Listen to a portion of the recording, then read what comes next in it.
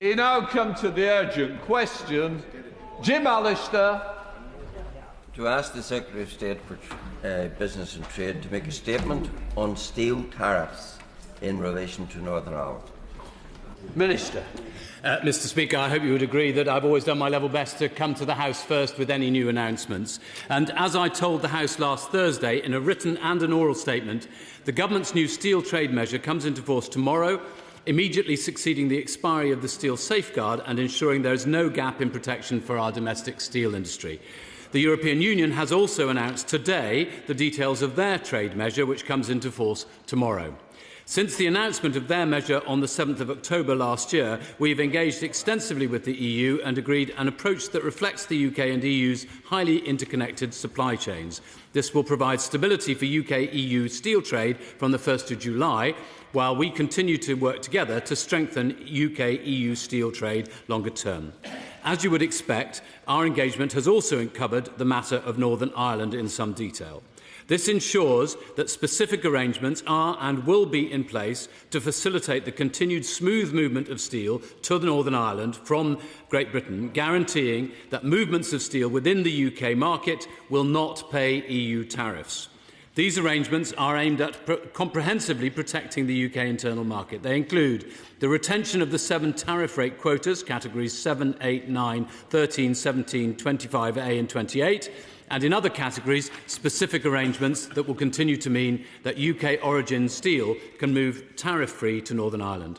These arrangements will operate from tomorrow, the 1st of July, and taken together they will serve to protect the operation of the UK internal market and good flows within it. HMRC is now taking steps to confirm these arrangements with industry, including business representative organisations in Northern Ireland. The Government will also continue to provide guidance and support to traders moving goods from Great Britain to Northern Ireland through the Trader Support Service, and we will work closely with the EU to ensure these arrangements operate effectively in practice. Mr Speaker, we are doing 2 things. First of all, protecting the UK internal market, and secondly, giving UK steel production the protection it needs, so we have a strong UK steel production able to meet at least 50% of the UK's steel needs. Jim Allister. Grateful to the Minister for coming to the House. I do have to say there's an inherent absurdity and indeed a constitutional offence in having to come to the Sovereign Parliament of the United Kingdom to ask the very question whether or not there will be any tariff arrangements when it comes to moving steel from one part of the United Kingdom to another. Indeed, one recalls that last Thursday the Minister said that he couldn't tell us because he had to wait what the EU decided, underscoring the absurdity that these matters are governed by a foreign jurisdiction, not by ourselves. But I have 3 specific questions for the Minister. Is there, in regard to any class of steel, any quota differential? And if so, in respect of which classes? Secondly, do the EU's new traceability rules, that which they call the melt and pour rules, will those be applied to steel being imported into Northern Ireland? Because if they are, they impose an extra layer of bureaucracy and form filling and obtaining certificates, which are not required when you bring steel into Great Britain. So could we have clarity on that? And thirdly, last Thursday he said that 74% of steel imports to Great Britain will not be covered by the UK trade measures. Can the same be said of Northern Ireland? Is it the same level of exemption, we want to call it that, in respect of Northern Ireland, given the import of the EU governance? I ask those questions because in Northern Ireland we don't make steel, we rely exclusively on importing steel, and therefore the many businesses across in Northern Ireland depend very much. And yet here they are tomorrow, facing into a new regime and only hearing about it today. Well, I'm sorry, but I think the absurdity all lies with him. he seems to be trying to create a difference between Great Britain and Northern Ireland, which we are striving at in every way to try and prevent. That's why we've made it absolutely clear that the existing... I'm sorry, if the Honourable Member chunters from his seat, he won't be able to hear what I'm saying, and I might be able to enlighten him. So on the 7 key categories, which are probably most important to Northern Ireland steel, as he says, so category 7, which is steel plate, which is important for shipbuilding and defence. Category 8, stainless hot rolled sheets and strips, which is important for automotives. Category 9, stainless cold rolled sheets and strips, which is also important for automotive. Rebar, Category 13, which is important for construction. Category 17, steel beams, again for construction. Category 25A, large tubes, which is vital for oil and gas, the oil and gas industry.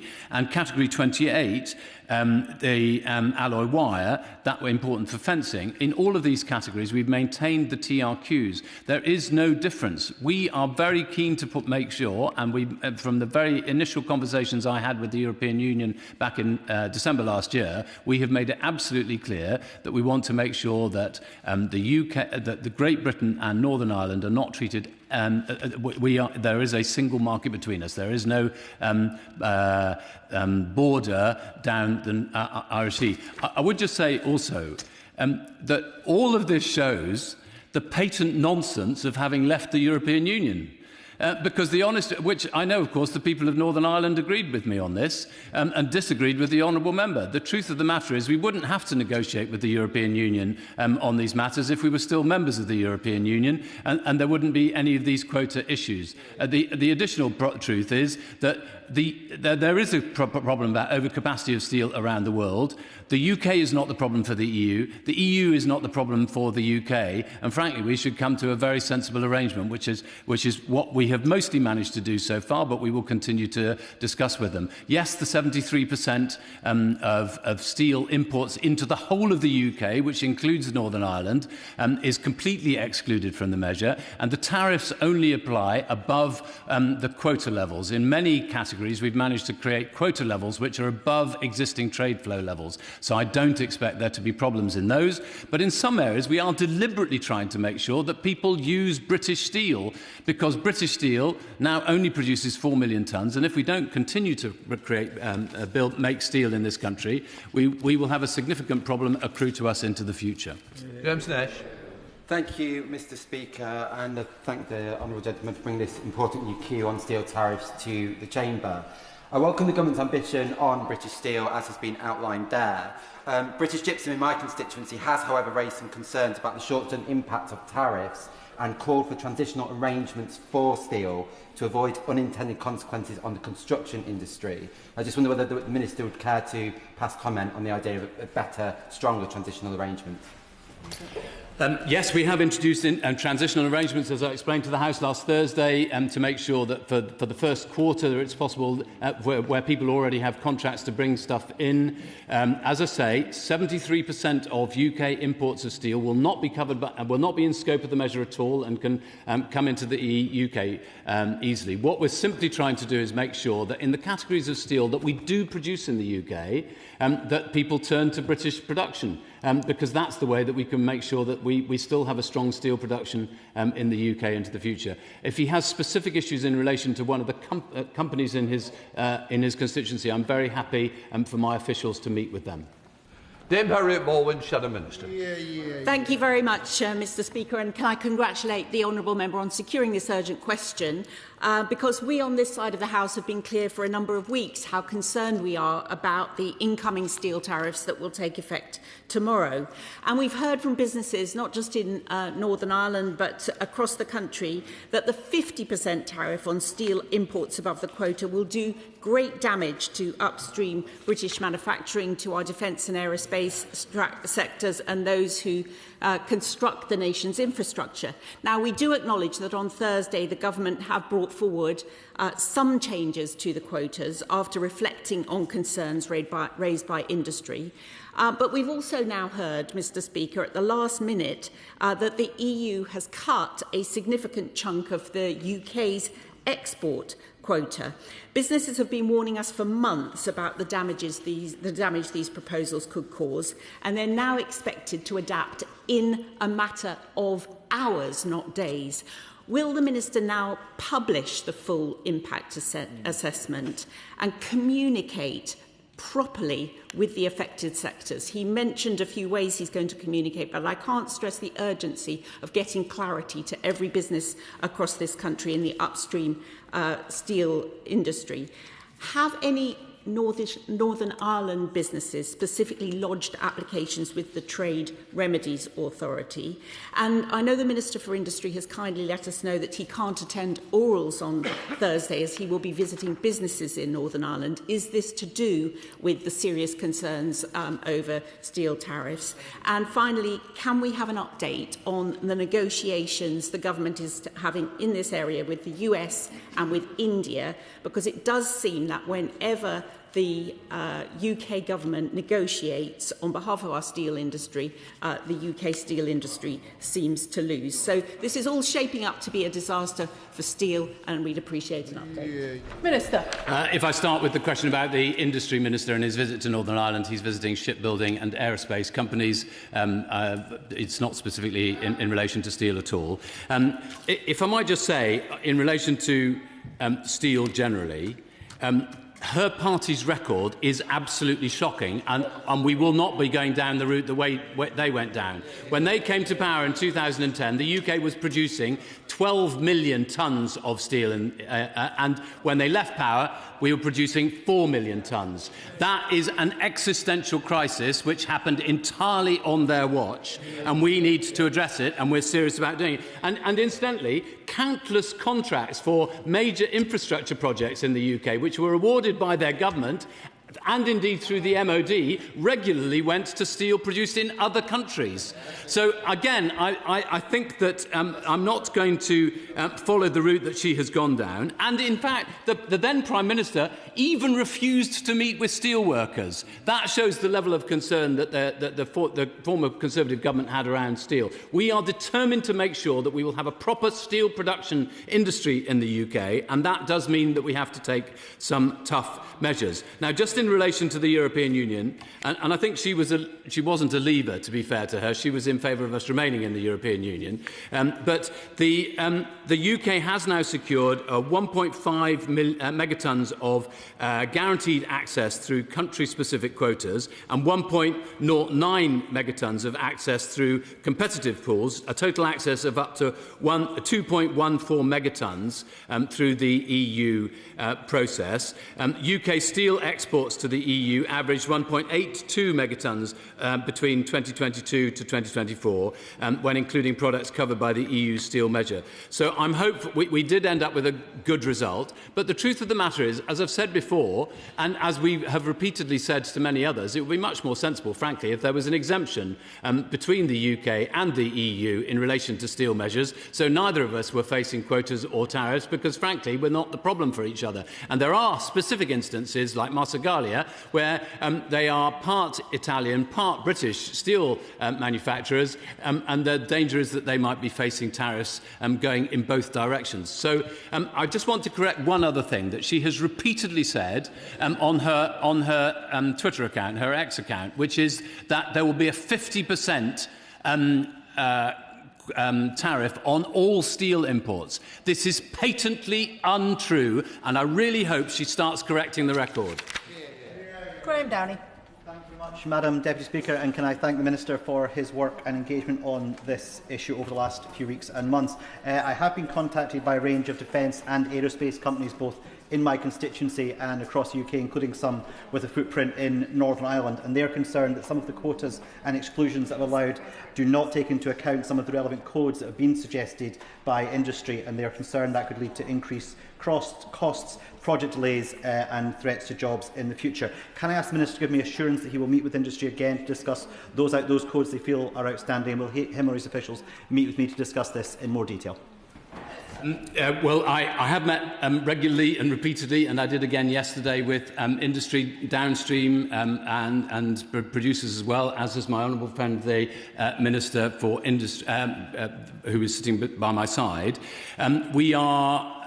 we have strived at every point to make sure that we are only including categories of steel where possible that are manufactured and are actually manufactured in the UK. That's one of the reasons that we changed the quotas from the original suggestions from March through to what we announced last week. So because of speciality steel not being up and running and therefore able to supply some of the categories that he's talking about. In many areas, the quota is larger than the existing trade levels. I'm very happy for him to meet with my officials if he has specific concerns. Yesterday afternoon, I had a variety of MPs came to meet with me and officials to talk this through, and I'm very happy if he has specific issues for constituency businesses to take that up. Liberal Democrat spokesperson Joshua Reynolds. Thank you, Madam Deputy Speaker.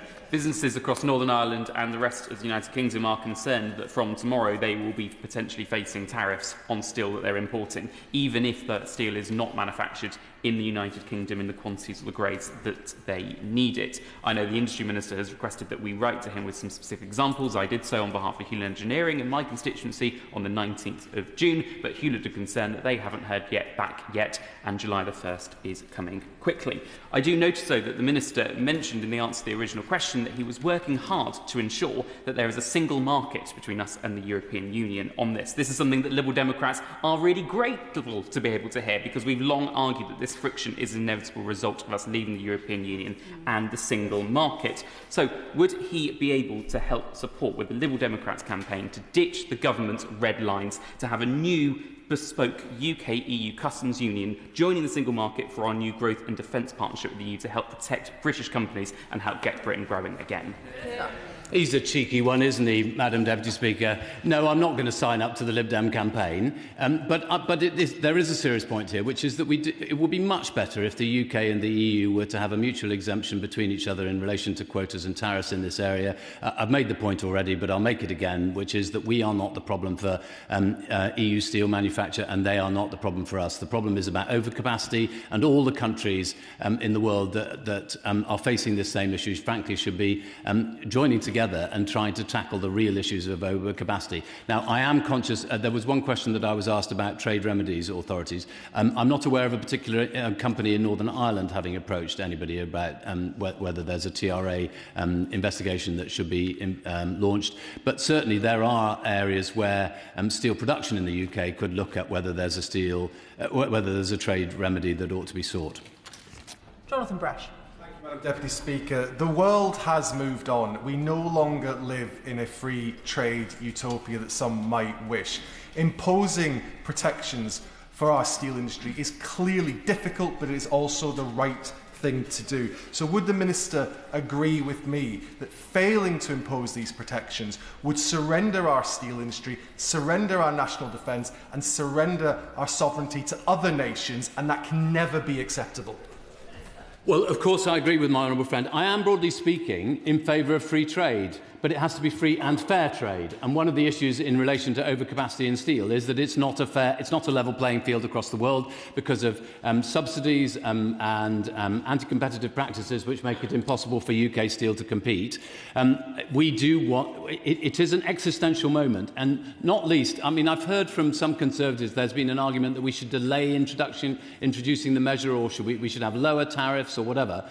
The truth of the matter is that with the EU already implementing its measure, and the US and Canada, if we were not to implement a similar measure, the danger is that we would be the dumping ground for all the cheap steel in the world, and that would kill absolutely stone dead every single steel mill in the UK. This is not a government that will put up with such a strategy.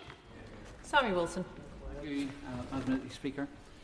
The Minister may have met with representatives of the industry, but the question is, has he even listened to their concerns? Because they still say that the problems which were caused by his imposition of tariffs is going to abide with the industry. And he says he's relying on UK producers to be able to produce steel. Tata have said that they won't be able to supply all of the steel which is required. One of the firms he's relying on in Rotherham is an administration. So how can he say with assurance that the supply of steel will be available? But the question for Northern Ireland is this. If Northern Ireland producers have to bring steel from the UK. They first of all have to be sure that the UK quota has not been exceeded. And can he give us an assurance that they will then not have to be concerned about whether or not there's any EU quota left for them, or otherwise they have to pay tax twice? I'm sorry, but the honourable member simply isn't listening to some of the things I've said. He referred to the business in Rotherham, which is specialty steel.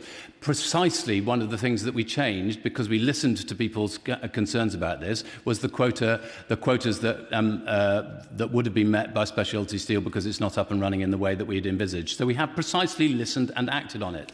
And I would just say to him that if he'd been in the chamber on Thursday, he'd have been able to take up the offer I made last Thursday to come and meet with my officials and myself to be able to go through specific details, because I've often found that businesses are being given completely misleading information about how the tariffs will or will not apply to them.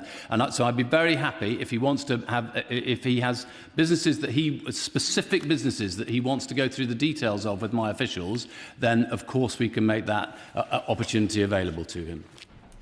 Robin Swan. Thank you very much, Madam Deputy Speaker, and I'll take the Minister up on that offer, because I've written to him asking him to meet companies in South Antrim over 2 weeks ago, and I'm still waiting on a response to that meeting as well.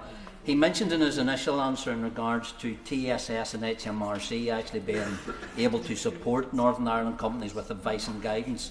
Can he give the House assurance on Northern Ireland companies that they will actually know what they're talking about, because up until now they've been found lacking? Well, if he wants to write to me about the issue of the way in which HMRC are lacking, or the support is lacking, then I'd be happy to respond to those questions. But as I say, if he'd been in the House last Thursday, he'd have been able to take up the opportunity. Well, I made a statement in the House last Thursday on precisely all of these issues, and he would have then been able to take up the opportunity, as many MPs did yesterday afternoon. It's difficult to arrange precisely that same set of meetings again, but I'm very happy to make sure that officials speak directly to the companies that he's talking about, so that they get the best information that they need. Carla Lockhart. Thank you, Madam Deputy Speaker. The Secretary of State talks about protecting the steel industry, and we can all agree with that. But steel users in Northern Ireland have been left with confusion, uncertainty and rising costs, with price gouging already happening from suppliers. Whether the Minister likes to admit it or not, Northern Ireland is collateral damage and often caught between UK trade policy and EU diktats, so you can understand the confusion. Despite repeated requests, the Minister has not met with businesses from Northern Ireland. Indeed, I got a commitment in this House a couple of weeks ago, and we're still waiting on that to happen. He needs to urgently allow his officials to meet with and speak directly, not with trade bodies and not even with us, because the industry and these businesses know exactly the answers that they need to get from this government. So will he organise that with immediate effect? Well, first of all, I note the sort of her first sentence said, yes, we want to protect steel production, but nobody then wants us to take the measures that we believe are necessary and proportionate to be able to do that. And that is one of the problems here, that of course there are trade-offs. We want to protect steel production in the UK. We believe that that is essential to our national security, to having a strong defence sector into the future, and that's why we're taking these measures. I'm not sure that I will be able to meet with every single business, but we have been very rigorous about pursuing every single meeting that I've committed to. If I've got this wrong, I apologise to her. But again, if she'd been in the chamber on Thursday, she'd have been able to come to the meeting yesterday afternoon when lots of people were able to take up the specific issues relating to their business. Madam Deputy Speaker, if it's all right, I said earlier that 1.5 megatons were being allowed under the EU measure. It's 1.05 megatons. Alex Easton. Madam Deputy Speaker, I welcome the Minister's announcement about no EU tariffs for steel coming into Northern Ireland. If we can do that for steel, could we not do that for other commodities coming into Northern Ireland? Would he look at possibly reviewing that to see if there's other items that come into Northern Ireland that maybe don't need to have the same regulations? Thank you. Minister. I want to achieve frictionless trade both within the UK internal market, and I'm very determined to protect the UK internal market as much as I possibly can. I also want to achieve frictionless trade with the whole of the European Union because it is our single biggest trading partner, and I think it has been an act of monumental self-harm when we left the European Union that we didn't achieve the frictionless trade that we need. Campbell. Madam Deputy Speaker, the Minister has been very clear and very open about offering his officials to meet with problem companies that are having difficulties. Will he agree, and he's heard about the number of people who've requested meetings, will he agree to inform each Northern Ireland MP by the end, before the recess, the summer recess, in 14 days' time, that those meetings either have taken place or dates when they will take place, to avoid any possible ambiguity going forward?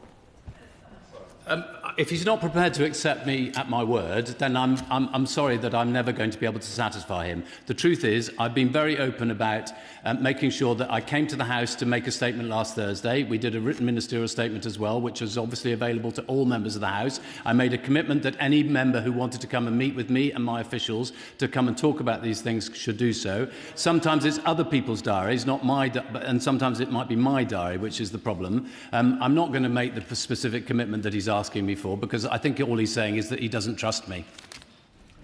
Jim Shannon. Thank you, Madam Deputy Speaker. Can I thank the Minister for his answers and for his endeavours to find solutions for Northern Ireland. Strangford is home to a robust network of engineering and construction firms who rely on global supply chains to remain competitive and fulfil their live contracts. Because of the government's still new quotas and out-of-quota tariffs, these businesses are facing cost increases of some 18% on active projects and crippling delays. Furthermore, due to the Windsor Framework, our Northern Ireland businesses are uniquely vulnerable to a double whammy of UK tariffs and EU-related red tape. If Strangford's engineering companies fold, the Treasury will lose corporation tax, PAYE contributions, and ultimately have to pay out benefits for staff made redundant.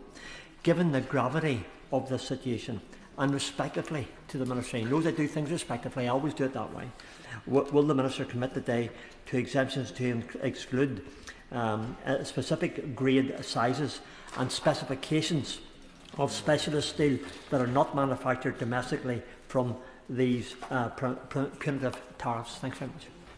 Minister. We have always said that what we want to do is provide protection for those categories of steel which are manufactured in the UK and that people could source within the UK. That is our primary aim in all of this measure.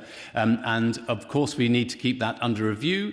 I said last Thursday, as he knows, he was here, that I wanted to review. We will keep this under review from day one, and there'll be a formal review process at the end of the first year. So we need to make sure that that is true. He referred to a double whammy. I would say that Northern Ireland also suffers from a double benefit, or enjoys rather, a double benefit, because it's both within the UK internal market and in many ways it's also within the European market. And that is a significant advantage to Northern Ireland, which other parts of the UK don't necessarily enjoy. As I say, I'm very happy to meet with any member. I've always held the view that no minister should ever refuse a meeting with another member. I made, as he knows, that offer last Thursday, and the offer still stands. Can I thank the Minister for his responses this afternoon? I will allow a couple of moments for the front benches to swap over.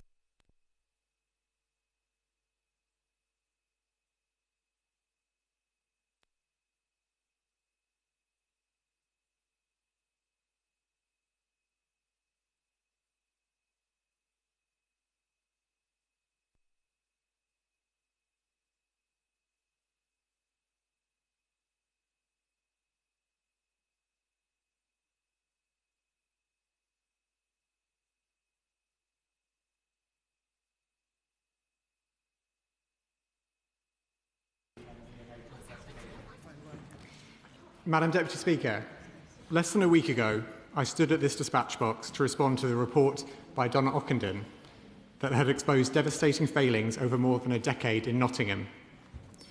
As many honourable and right honourable members rightly made clear following my statement, the shocking report into what had happened was far from the first.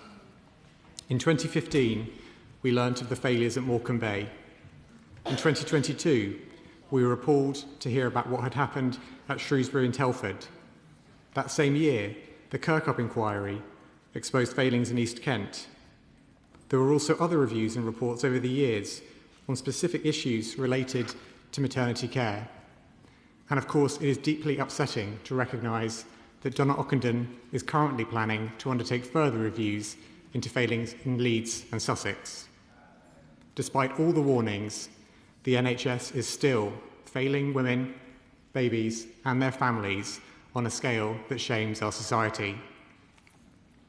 Madam Deputy Speaker, bereaved and harmed families are hearing once again the unbearably painful and distressing consequences of the opportunities that have been missed to put things right.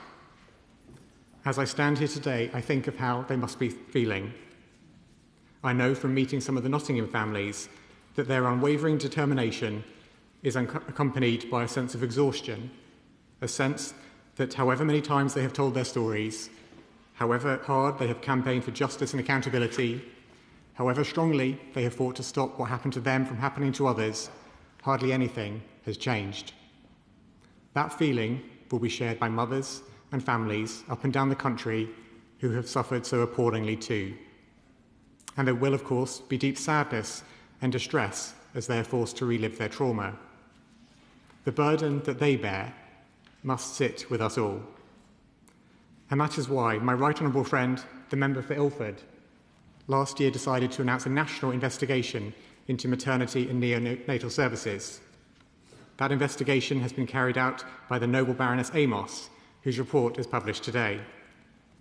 I would like to put on record my thanks to her and her team for the comprehensive and compassionate way they have carried out their work.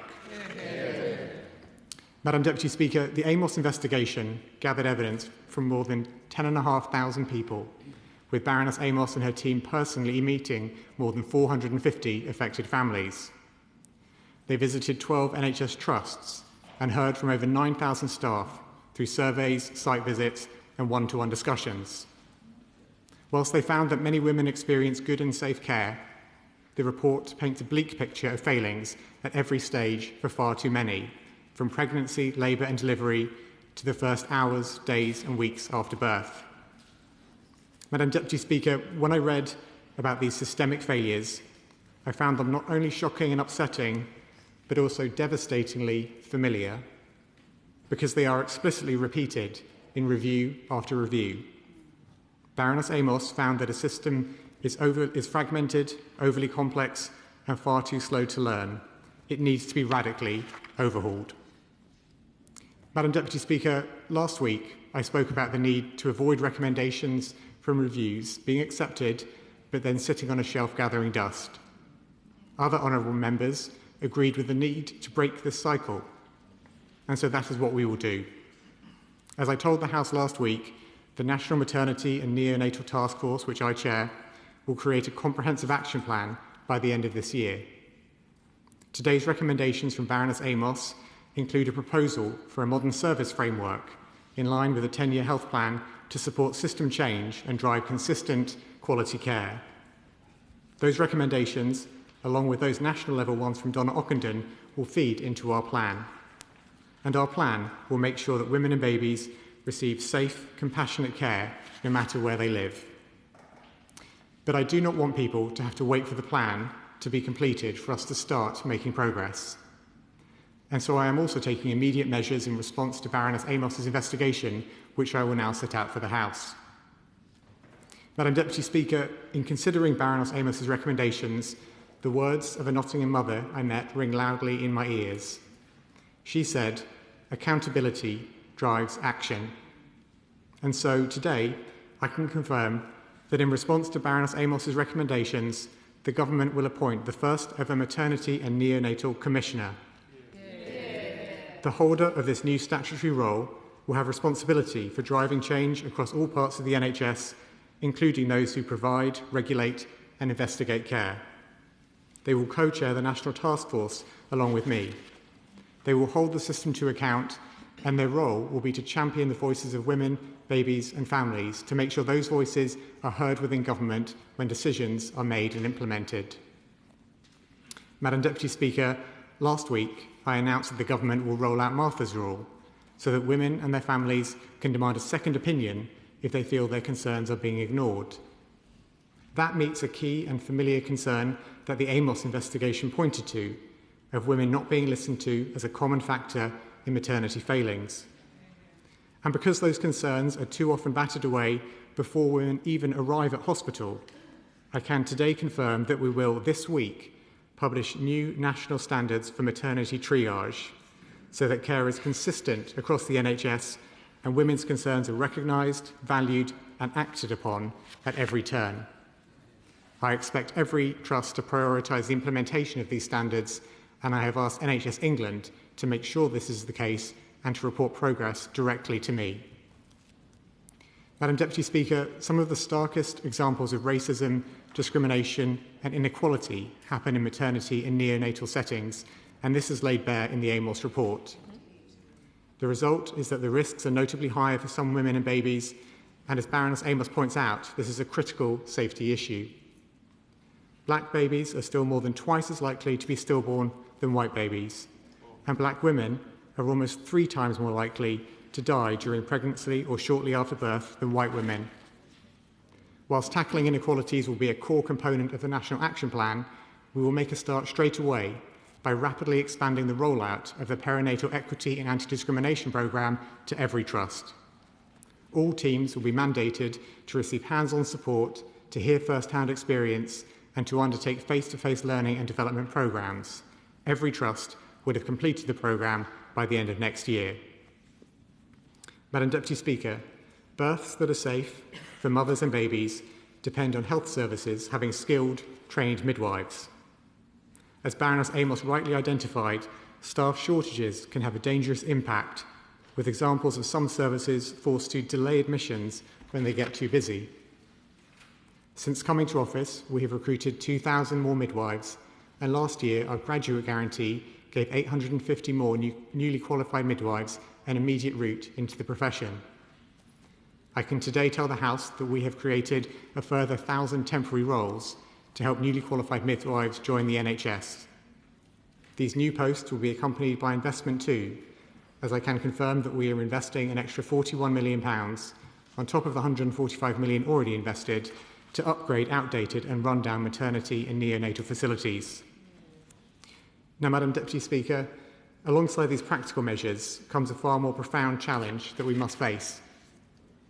It is clear from my conversations with affected families, with Donna Ockenden and Baroness Amos, and from the findings of all the reports, that culture is where so much of the responsibility lies. That culture is the most deep-rooted cause of the failures we have seen and the most fundamental thing we must change. We know that when families have been in distress and looking for answers, they were too often ignored, sneered at, disbelieved, blamed and lied to. We know from review after review that wrongdoing is covered up. We know that bullying towards staff who try to sound the alarm is rife. And so we will dismantle toxic dynamics, boost staff morale and support better teamwork between midwives, doctors and other clinicians. We need not only the right policies, procedures and processes to be in place, but also a fundamental reset in the culture of a service that too often puts the desire to protect itself above the duty to protect women and babies. That culture change must come from the top. It is time that trust leaders, executives and senior clinicians pay attention to what is happening on their watch, put professional tribalism aside, lose the bunker mentality when things go wrong, and make sure the safety of women and babies always comes first. Madam Deputy Speaker, this has to be a watershed moment. We must break the cycle of recommendations sitting on a shelf gathering dust.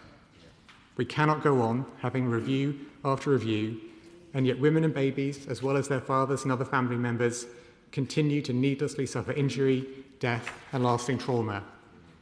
We should all feel a responsibility to make sure this opportunity is not squandered. We owe nothing less to every family the NHS has failed in the past, and to every family who will rely on it in the future. I commend this statement to the House. Shadow Secretary of State Stuart Andrew. Thank you very much, Madam Deputy Speaker, and I thank the Secretary of State for advance sight of his statement, and to Baroness Amos and her team for their compassionate work. Again, as I said last week, I pay tribute to the women and families who gave evidence and to the babies at its heart. Many revisited the most painful moments of their lives after years of fighting to be heard. Their courage places a responsibility on us all. Last week, the House confronted Donna Ockendon's devastating findings in Nottingham. Today, we face the wider national picture. Successive investigations expose the same failures. Women dismissed, deterioration missed, staff silenced, inequalities unchallenged, and leaders failing to learn. The problem is no longer a lack of evidence, it is a failure to act. Donna Ockendon said this morning that sadly so much that is in this report is stuff we already knew, and she did raise concerns about waiting until December. And I do welcome the fact that the Secretary of State has just announced some of the work. It also has to be said that no commissioner alone can fix a system needing action from every level, from the Secretary of State down to every ward. Donna Ockendon commands enormous respect, and we should all listen to her because she is right. So I do ask, when will the Leeds and Sussex reviews report, and how will ministers act on concerns before they conclude, so that families in those areas can see the change that they need as soon as possible? Families should not have to keep proving the scale of harm. Their testimony must now lead to action. The Birth Trauma Association says the report has overlooked serious injury to women and brain injury to babies. So will the action plan address those harms, and how will families shape and scrutinise it?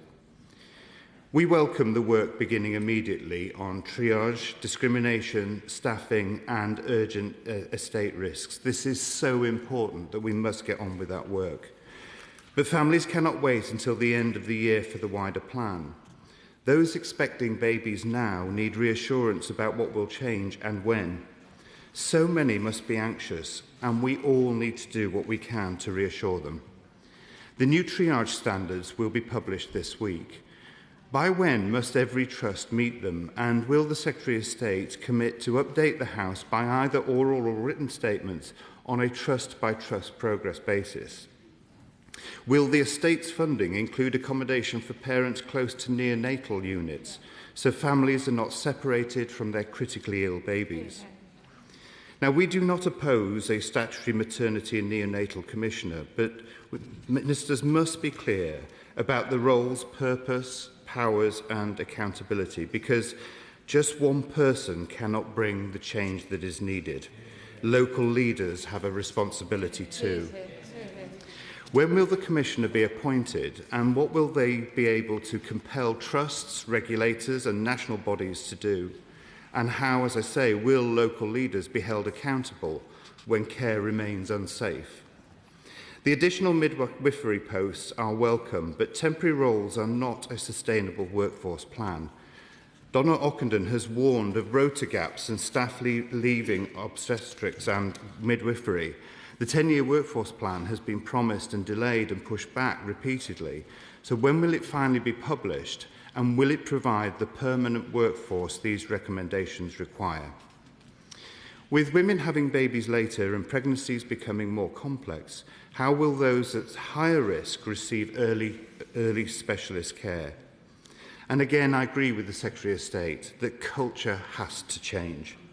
Listening to women is a clinical duty, not a courtesy. And as I said last week, it is at the core of our safety issues. When concerns are dismissed, warning signs are missed and mothers and babies are put at risk. That duty must apply equally to every woman. A woman's safety must not depend on her ethnicity, first language, disability, income or ability to fight through the system. Again, as I said last week, and here I want, and I've both here and I said to him privately, I say to the Secretary of State that I want us to work together constructively. Where the government acts with urgency with this report and its demands, it will have our full support.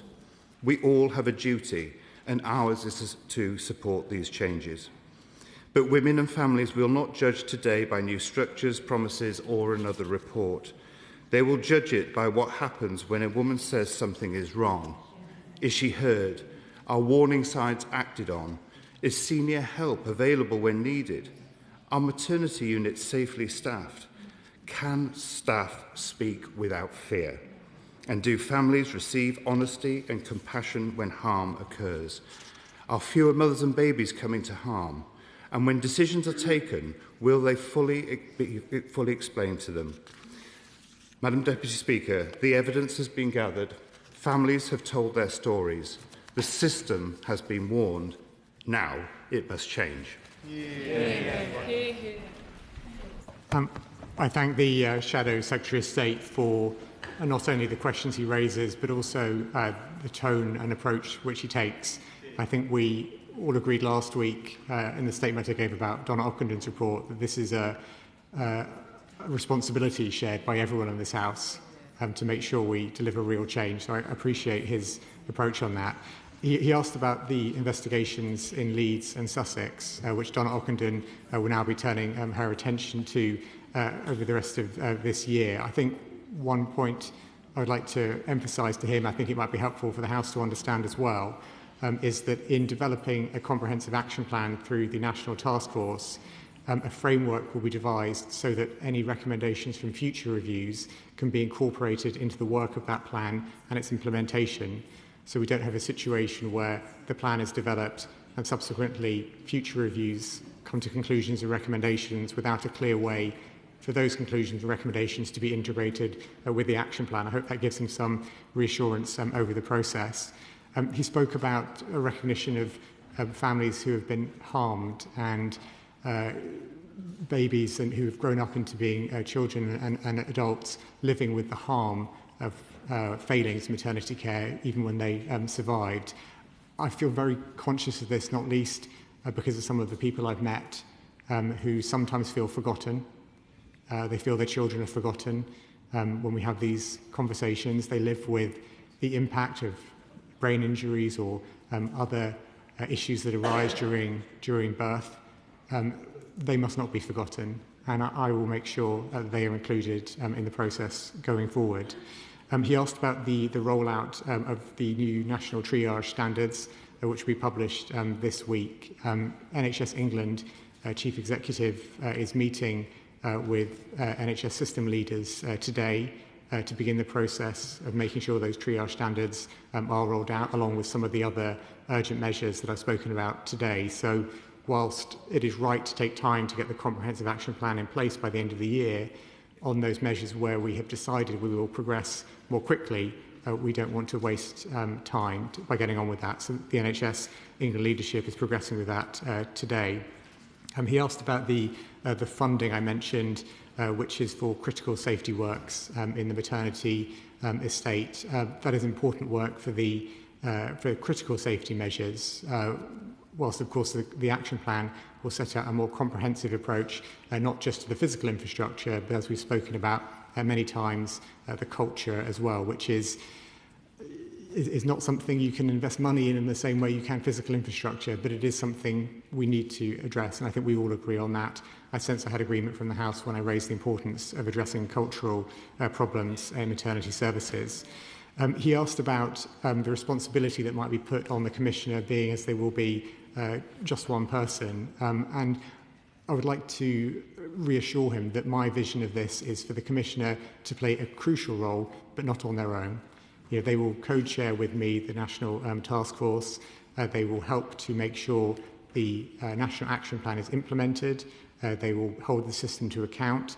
And crucially, they will be a voice for women within the system. So when decisions are being taken by government in response to what I've heard so many times about women being ignored in maternity services, one way of starting to address that is to make sure the Commissioner is a voice for them when decisions are taken.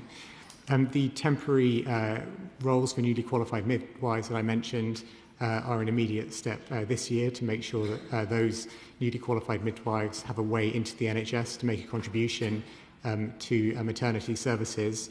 The funding for that will then be baselined in future years, and it will be for trusts to decide on a trust-by-trust basis how the funding is distributed amongst different roles, because it will vary depending on their needs in local areas. He also spoke about the importance of identifying women who are at higher risk because of different circumstances or problems they may face giving birth. That is exactly what I hope the new triage standards will begin to address, because if the triage standards can identify issues earlier, before they escalate, and make sure that women have the right support quicker, that can give us an opportunity to avoid extra harm, which is avoidable, coming to those women by the delay in getting them the right support that they need. And then finally, Madam Deputy Speaker, the Shadow Secretary of State closes his remarks by talking again about culture, the need for the change in culture, and for the support from the opposition, whilst of course robustly challenging us where appropriate, but supporting the aims we're seeking to achieve, and I thank him again for that. Before I call the next member, I'm just going to sit down. Three things I wish to say. Firstly, that the Secretary of State for Defence will commence his statement at 2:30, so time will be limited. Members may help each other if they ask short questions. Until then, the Macmillan Room in Portcullis House and Committee Room 7 are available as reading rooms for the Defence Investment Plan, and the plan will be made available from the moment that the Secretary of State for Defence stands up when he begins his statement at 2:30.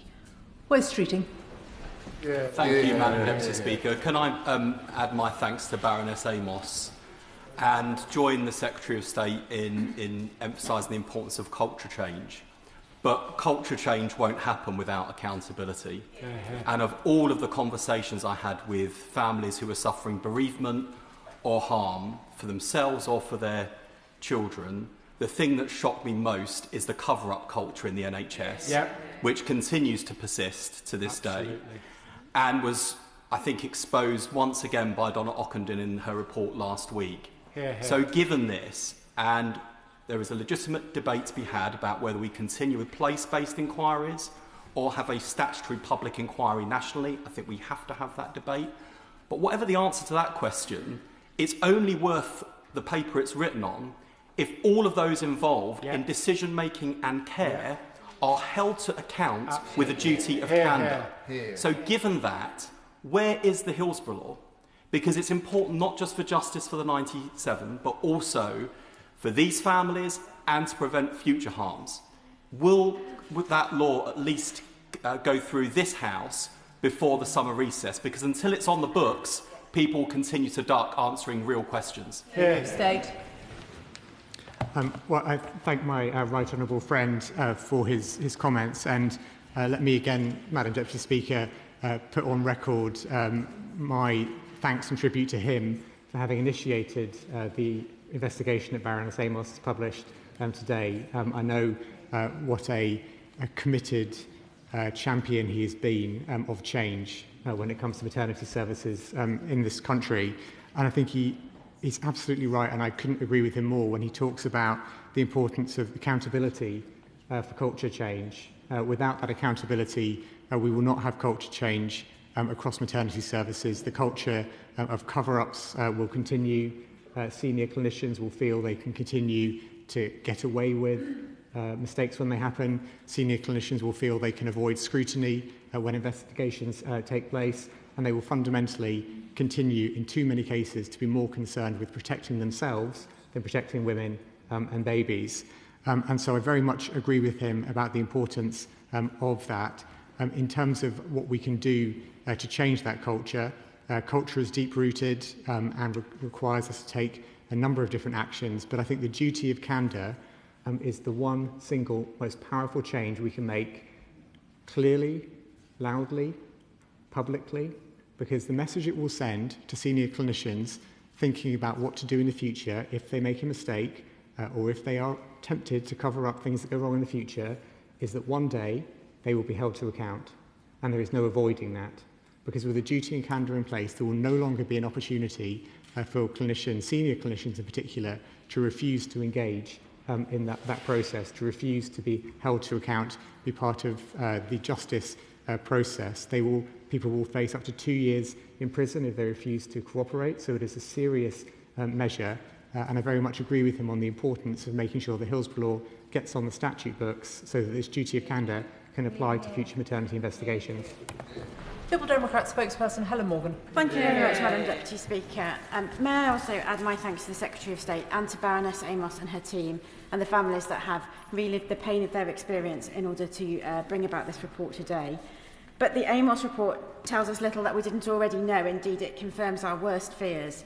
Maternity services in England are fundamentally broken, with the cost of political neglect being paid in trauma, injury and lost lives.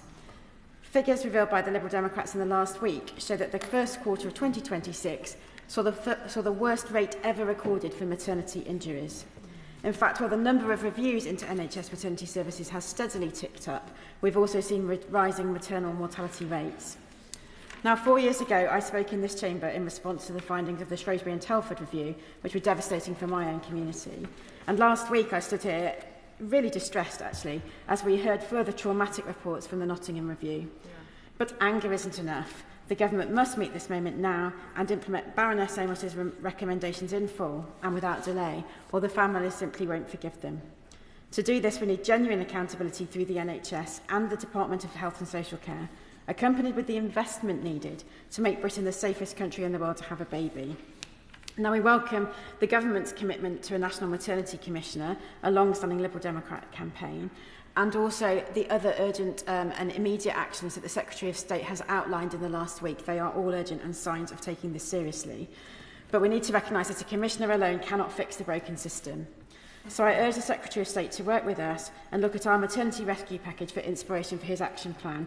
It has a great degree of overlap with Baroness Amos's recommendations. Our package would ensure one-to-one midwifery care for every woman in labour, additional senior midwives, an obstetrician on every ward, and mandatory updated annual training. So will the government commit here and now to implementing all of those recommendations and working with us to deliver the change we need? Secretary of State. Well, I thank the Honourable Lady for her comments, and I think she puts it very well when she talks about Baroness Amos's investigation as confirming our worst fears. I think I was shocked but not surprised, sadly, to read the investigation report.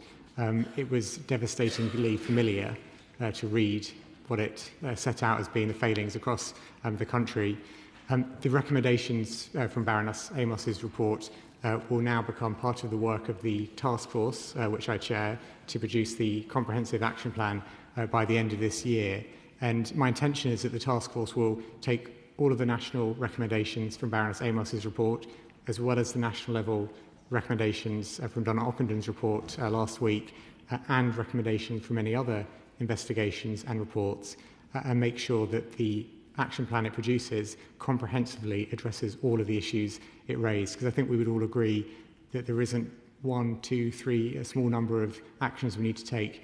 This has to be a comprehensive plan to truly transform the service. Mother of the House, Diane Abbott. The Secretary of State will know that for very many women, they are never more vulnerable than in childbirth. And it's not just the vulnerability, but the horror of what women and their babies are exposed to in childbirth. And we see inquiry after inquiry, and nothing seems to improve. And very many of those women who are suffering in childbirth are black women and their babies. And the Secretary of State himself said to me, black babies are still more than twice as likely to be stillborn than white babies, and black women are almost 3 times more likely to die during pregnancy or shortly after birth than white women. We, the whole House, wants to see progress made on this issue. But it isn't enough to have another inquiry. It isn't enough to have another report. What black women and their babies want is equity of treatment and fewer black women and their babies die. Secretary of State. Well, I thank my right honourable friend for her comments, and I agree with her about how shocking the failures in maternity services are, particularly because these failings and the failure to listen to women happens at a point at which they are at their most vulnerable. It's at that moment when they are let down, when they need the NHS the most, is when the NHS fails them. And that is one aspect of this that makes it truly devastating. She also rightly highlights the inequalities and the impact on black women and their babies, black women and their babies being at more risk than white women and their babies, and the inequality that exposes. As I mentioned during my earlier statement, we will begin by making sure the perinatal equity and anti-discrimination programme is extended to all trusts by the end of next year. But that is an immediate measure we're taking rather than the sum of all measures we'll take on this front. And the inequality, racism, discrimination will be a central part of the action plan that the task force develops. Jeremy Hunt.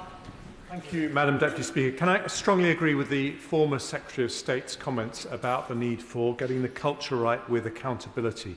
When I was Secretary of State, we passed the Duty of Candour regulations. They were supposed to make it, they do make it a criminal offence for trusts not to tell the truth to families when a tragedy has happened. Yet to this day, trust lawyers advise doctors, nurses and midwives not to be open about what's happened when there is the prospect of legal action further down the line. So will the Secretary of State, who I know is very committed to this, but will he agree that in the Hillsborough law we will clear up this anomaly so that it is just not possible for trusts not to tell the truth, and trust lawyers always advise their own doctors, nurses and midwives they must tell families exactly what happened? Right, I thank the right honourable gentleman for his comments and again agree with him and my right honourable friend from Milford North about the importance of accountability in terms of changing culture. I think when he made a contribution to the statement last week about Donna Ockenden's report, he made a comment around how this is about having accountability structures embedded throughout the system because this is not something the top of the NHS Chief Executive or the Secretary of State or ministerial team can control throughout the NHS. The structure has to be embedded to make sure accountability happens at every level, which is something I very much took to heart and agree with in terms of what we need to do next. On his specific point about the Hillsborough law and how that will address the issue that he refers to about legal departments advising effectively a cover-up of what has happened, I will look into that because that does sound concerning, and I will look into that as part of our work to make sure this works properly. The expectation with the duty of candour, which will come in under the Hillsborough law, is to make sure that we can never again have a situation, as happened in Nottingham, and I couldn't quite believe it, if I'm honest, when I heard it, about how many senior clinicians simply refused to take part. You know, it is outrageous.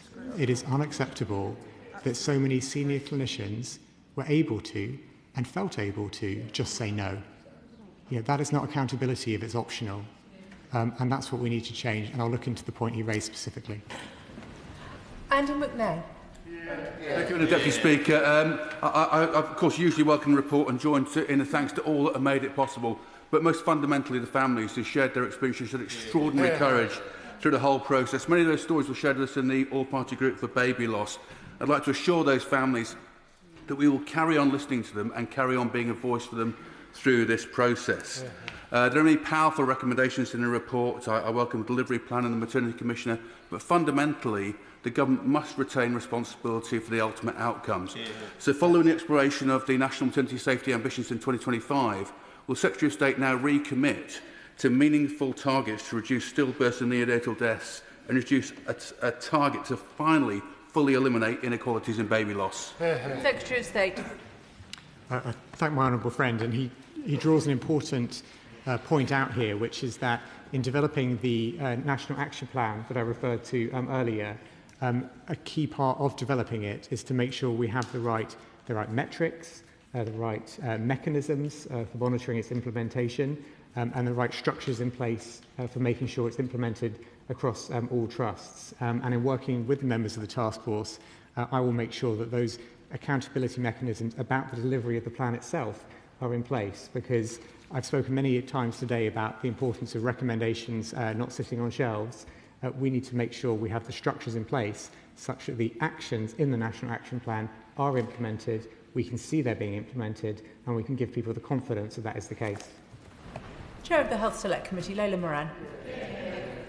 I too would like to put on the record my thanks to Baroness Amos, her team, but most especially the families who so bravely gave evidence that has formed this report today.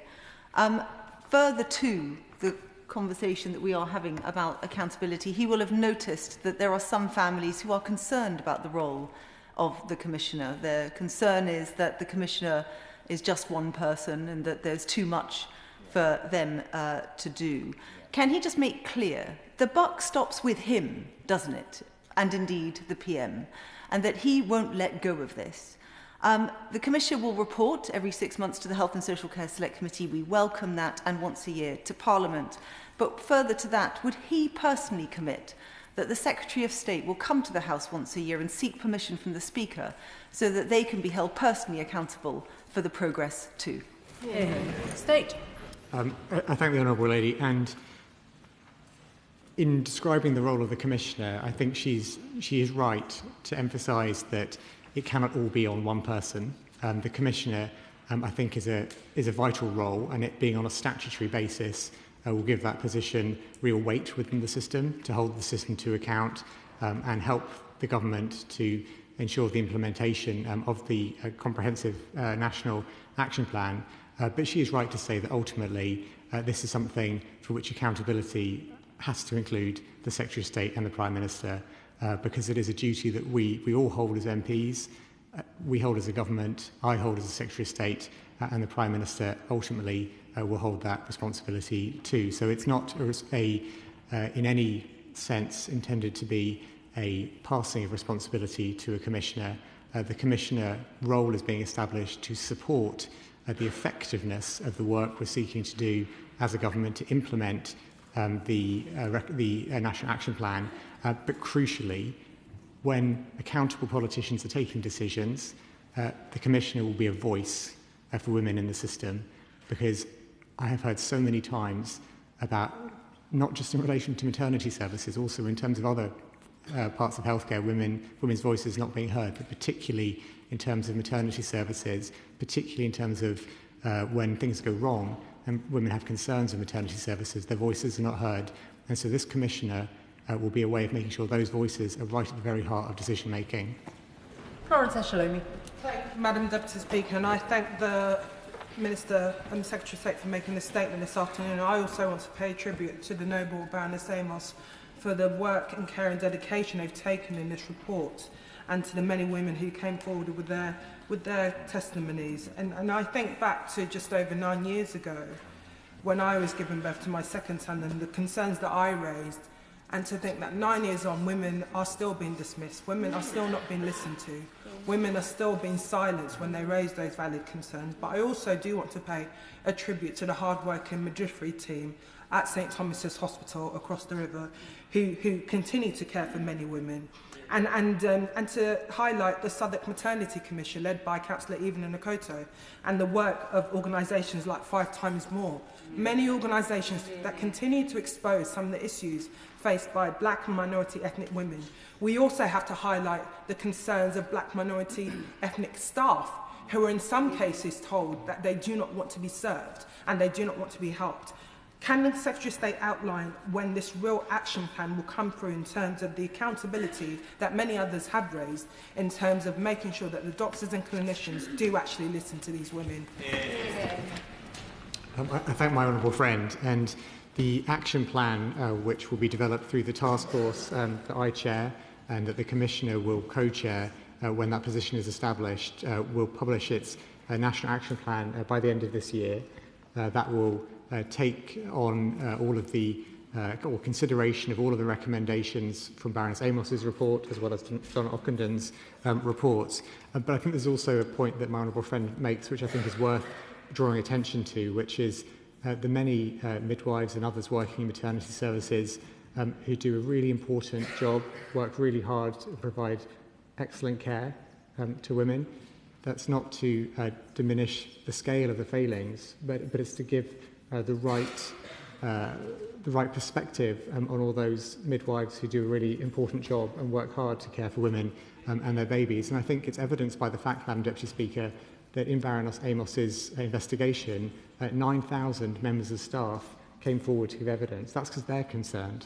That's because they want to see change as well. So whilst this is, of course, about women and their babies and their families primarily, staff also have a really important voice in this, and we need to improve the system so that they can make their contribution as well. Thank you, Madam Speaker. This week last year, I had multiple pulmonary emboli only a few weeks after giving birth, and I'm very grateful to Dr. Laura Stevens, who saved my life and then was punished for having ordering the test that found that I'd had multiple pulmonary embolisms. Blood clots are the #1 cause of pregnancy and postnatal births, and yet there is not a word about the risk of them in any pregnancy pack given out in this country. The National Action Plan will fail if it does not tackle blood clots as the #1 cause of maternal deaths. So will the Health Secretary kindly meet with me, work with me, and make sure together we can save lives? True state. Well, I thank the honourable lady for sharing her experience and for raising the importance of this issue from her experience, but also for the benefit of maternity services more widely. I'm very happy for myself or ministerial team to meet with her to discuss this in detail because it's very important that that is part of the National Action Plan and our wider response. Joan Croft. Thank you, Madam Deputy Speaker. And I very much welcome the report and the work done by Baroness Amos to highlight the failings across our maternity system. It is pure and utter medical misogyny that has led us here. The value that we place on the lives of women and the experiences of women has been brought to the fore, and it is very, very low.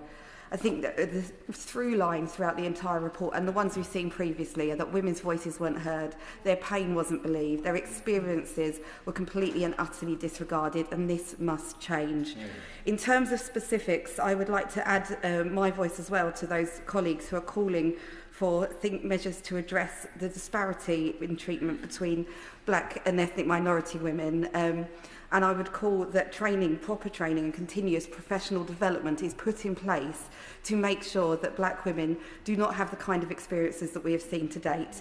And I would also plead with the Secretary of State to make sure that there are real accountability measures in anything put forward. It cannot be right that I have a maternity unit that is inadequate and has always been inadequate or requires improvement, but yet I have not seen a senior member of staff ever pulled over the coals for this happening. That has to change. I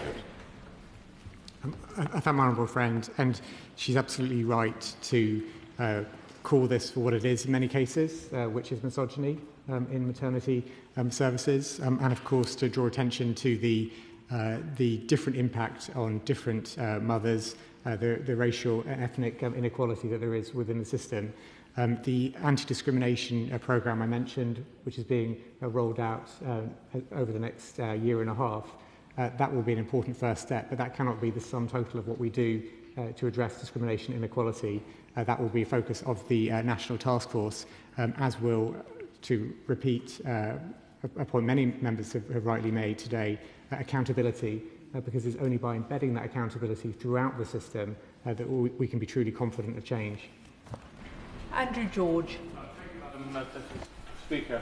I, like others, of course, welcome this report. The Secretary of State referred to Dr. Bill Kirkup, who, of course, resigned from the Amos review as advisor because he felt that the review was skirting around certain birthing ideologies and caesarean targets. He also said in his statement that staff shortages can have a dangerous impact, and indeed they can. And although he and Baroness Amos refer to culture, a lot of that culture is to do with budgetary and other pressures which result in members of staff on the front line being discouraged and belittled from blowing the whistle about unsafe staffing levels on the front line. So will the Secretary of State look again at the report and consider for the first time actually introducing mandatory safe staffing on the front line for these services? I thank the honourable gentleman. He raises important points around staffing and, of course, training to make sure that the right staff, the right levels of training, the right structures are in place. I know from having seen Baroness Amos's report and indeed from the recommendations from Donna Ockenden's report last week that those questions will be central to the work of the task force in developing the National Action Plan, because whilst there is not, as I've said a few times today, simply one or two levers we need to pull or actions we need to take to make change, those are clearly central to what we need to be doing. Josh Fenton-Glynn. Mr. Speaker, just echoing what my colleague from the Select Committee said, Baroness Amos pointed to workforce challenges and their impact on care and safety. She noted that 67% of midwives reported burnout. Meanwhile, the GMC survey found that 63% of Obs and Ghani trainees had a high or very high workload. That's higher than the 42% average. The workforce plan has to address these problems, will it? State. I thank my honourable friend, and his question around staffing and around making sure that we have not only the right levels of staffing, but the right responsibilities of different people in the service to ensure that we don't have individual members of staff suffering from burnout and workloads which they can't cope with, are critical questions which the task force will consider as part of its development of the National Action Plan. Sir Julian Lewis. Last Wednesday and again today, the Secretary of State expressed his shock at the number of senior clinicians who refused to take part in the Nottingham Review. Can I repeat a suggestion I made then, which is that those clinicians should be named publicly? This is a step he could take straight away. So if a parliamentary question for written answer is put down, asking him to name those clinicians, will he answer it? I can't think of a better or more justifiable use for parliamentary privilege. Secretary of State. I thank the right honourable gentleman. I will take away his suggestion and think on it, because it is important, was critical that we have accountability. And I find, as I said earlier, in response to other questions, I find the decision by senior clinicians not to take part in the Nottingham inquiry utterly unacceptable, utterly incomprehensible on a personal level, and something we must make sure never happens again. Dr. Ben Coleman. Oh, I'm not a doctor, but thank you so much. maybe from the University of Life, who knows? Thank you very much, Deputy Speaker. And I'd like to pay tribute both to Baroness Amos for this excellent report and also to my honourable friend, the member for Ilford North, for commissioning it in the first place. I think it's a remarkable piece of work, and following on Ockenden and following on the report that my own Health Select Committee, with the chair of which sits opposite, has done into black maternal health, we see again and again the same problems: misogyny, racism, lack of accountability. And I'm delighted, therefore, that we are going to have this plan developed in 6 months through the task force, but also that we're having a maternity commissioner. And I know that my constituent, Louise Thompson, who has been campaigning hard for this position to be created, will be delighted. But I would also think that, like me, she will have a question about timing. Will it be possible for the Commissioner, who will be introduced on a statutory basis, to be brought in quickly enough for this person to have a full role in shaping, in creating the plan that's going to be before us in 6 months, or not? And if not, why not? State. I thank my honourable friend, and he asks about the timing and the process for establishing a Commissioner. The first step is that within the next 2 weeks, I'll be meeting with members of the task force to agree the scope and detailed role for the Commissioner, because I want that scope and role to be agreed with members of the task force, given they're going to be developing the National Action Plan. We then need to get the Commission on a statutory basis.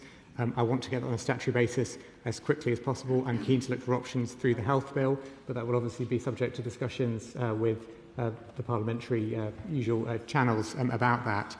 Once that's in place, we can then appoint the Commissioner as quickly as possible. But I think it's worth me emphasising that the role of the Commissioner will be in implementing the National Action Plan. So the work on developing the National Action Plan will begin immediately. The work on establishing the Commissioner will also begin immediately. Whenever the Commissioner is appointed, they will have a role in implementing the National Action Plan, because it's not simply about developing a national plan, it's about making sure it gets implemented and that we hold trusts and other organisations across the system to account in making that implementation happen. Rosie Duffield. Madam Deputy Speaker, our APPG on birth trauma report in 2024, which was the first in Parliament, we heard from over 1,300 women and families, and it was entitled Listen to Mums. And I'm glad that our years of calls for an independent maternity commissioner are finally going to be implemented. Bill Kirkup's headline finding in his 2023 review of East Kent was also Listen to Women. The Health Secretary has again repeated the importance of listening to women, women who are the mothers, the midwives, the experts, and even the MPs here working for years on this issue. Why does he think we haven't been listened to, or often not even invited to be in the room? And how will he work to provably change that in his time in the department? Well, I thank the Honourable Lady, and she's, of course, absolutely right to draw attention further to the issue of women being ignored in health services generally, but specifically in terms of maternity services. And I think that this goes back to the question of culture. I think that the culture which is in maternity services, it's a devastating conclusion to come to, but seeing that culture is there of misogyny, of women being ignored, of women's concerns not being listened to and acted upon, that is the culture that we need to change. And one of the first actions we can take to change that culture is accountability, is making sure that accountability through the duty of candour that we've discussed and through other actions we can take to enhance accountability throughout the system is a critical first step in making sure that we change that culture. Michelle Welsh. Thank you, Madam Deputy Speaker. I welcome Baroness Valerie Amos's review and wish to thank her and her team for their commitment to this vital work. But once again, this review confronts us with a very uncomfortable truth, but a very real truth, a reality, that this inquiry, the inquiry into Donna Ockenden, did not come about because of a system, it did not come about because of NHS England or a regulatory authority. It came about because families have to keep on speaking up and over again what is one of the most horrific and traumatic things ever to happen, all whilst there was a culture within of mutual protection and a code of silence, where some staff have shielded each other from consequences. I welcome the recommendation on the National Maternity and Neonatal Commissioner, a strong independent voice with power to challenge. But we know that one appointment alone will not solve these problems. We need fundamental reform of the wider system of oversight and accountability. Regulators and NHS bodies and inspection regimes must change. Reviews do not save life, action does. We need strong leadership, big bold decision making and a determination to implement change rather than simply recommend it. Secretary of State. My honourable friend is absolutely right, and may I again put on record my thanks to her for supporting families in their fight for justice and accountability. She's absolutely right to say it is families who have driven this. It's families who have had a determination and a persistence, a stamina, which is quite hard to imagine when people are dealing with such unimaginable pain that lasts their whole life. But that is what families have done, and that is why I feel it is our responsibility to make sure they don't have to drive that alone, that we as MPs, as government ministers, as Secretary of State for Health, support families in that drive for accountability, for justice and for change. My honourable friend is absolutely right as well. This must be about a fundamental reform, and that must include all parts of the system, including the regulators who far too often have let women down. Sir Bernard Jenkins.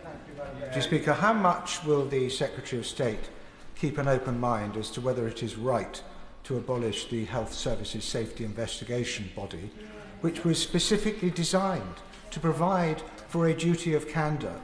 Clinicians would be obliged to give evidence to HSIB. They could not refuse, and there are criminal penalties if they do so. The duty of candour, as conceived in the Hillsborough Law, and as we already have established, does not work. And I suspect there will be no improvement unless HSIB is allowed to carry out completely independent investigations, which have also proved they can carry public confidence and of patients and of clinicians. Will he keep an open mind about keeping HSIB? Well, I thank the right honourable gentleman for his question. I know this is an issue that he feels strongly about and he's raised with me before. My colleague, the Minister of State for Health, who is taking the NHS modernisation bill through Parliament, is leading on the changes we're seeking to make around HSIB and the CQC. I hear what he's saying, but my honourable friend has set out clearly the government's rationale for the changes we're seeking to achieve and what that will accomplish. Marsha de Cordova. Thank you, Madam Deputy Speaker, and I also want to pay tribute to Baroness Amos for this report that she has published. But the scale, this report really lays bare the scale of racism and discrimination within maternity and neonatal care. This is not a surprise to anyone because this is an issue that I and many other honourable members in this place have been raising for years. So I do welcome the recommendation to root out racism and discrimination within those services. But more broadly, we all know that there are structural inequalities that exist across the NHS, whether we like it or not, and we do need to hold those responsible accountable. So can the Secretary of State share a little bit more about how he intends to be held accountable in this place, but also to hold those senior clinicians accountable for their actions, because we need to root out racism and discrimination. Secretary of State. Well, I thank my honourable friend, and she's right to again draw attention to the importance of accountability in making maternity services operate as they should, and that applies to the racism, the discrimination, the inequality that she described as being so important that we tackle. Ultimately, it is right that I, as Secretary of State, that all ministers in the government are held to account by Parliament about us, our actions in this space. But we also need to make sure that that accountability is spread throughout the system, which is why our decision to extend the anti-discrimination programme across all trusts by the end of 2027 will be an important first step in making sure that all trusts are held accountable for tackling discrimination and racism where it exists. But more broadly, it will be part of the National Action Plan that we'll publish by the end of the year, which will explain exactly how we will embed that accountability in terms of racism and discrimination right throughout the system. Ms Jarvis. Thank you, Madam Deputy Speaker. Recommendation 3 in the report calls for improvements in how the system responds when something goes wrong, including providing a sincere apology. Will the Minister apologise now to my constituents Charlotte and James, who lost their baby Nora at Winchester Hospital, and the thousands of families who have suffered the loss of a baby due to systemic failures in NHS maternity care? Secretary of State. I thank the honourable lady for her comments, and I'm incredibly sorry to hear about her constituents Charlotte and James and their baby Nora. I met some of the families in Nottingham 2 weeks ago, and the depth of pain was, and I quote a word that someone in the room said to me, numbing, because it was so heavy to hear and to understand. What made me feel even more numb was to recognise that that pain, that deep pain, is replicated so many times. It's the breadth of the pain as well. It's the sheer scale of it.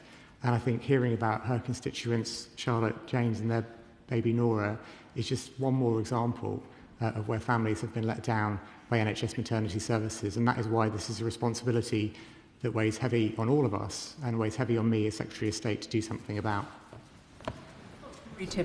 Thank you, Madam Deputy Speaker. I welcome the Secretary of State's statement and the work of Baroness Amos on this vital report. Disabled women are 44% more likely to suffer a stillbirth than non-disabled women.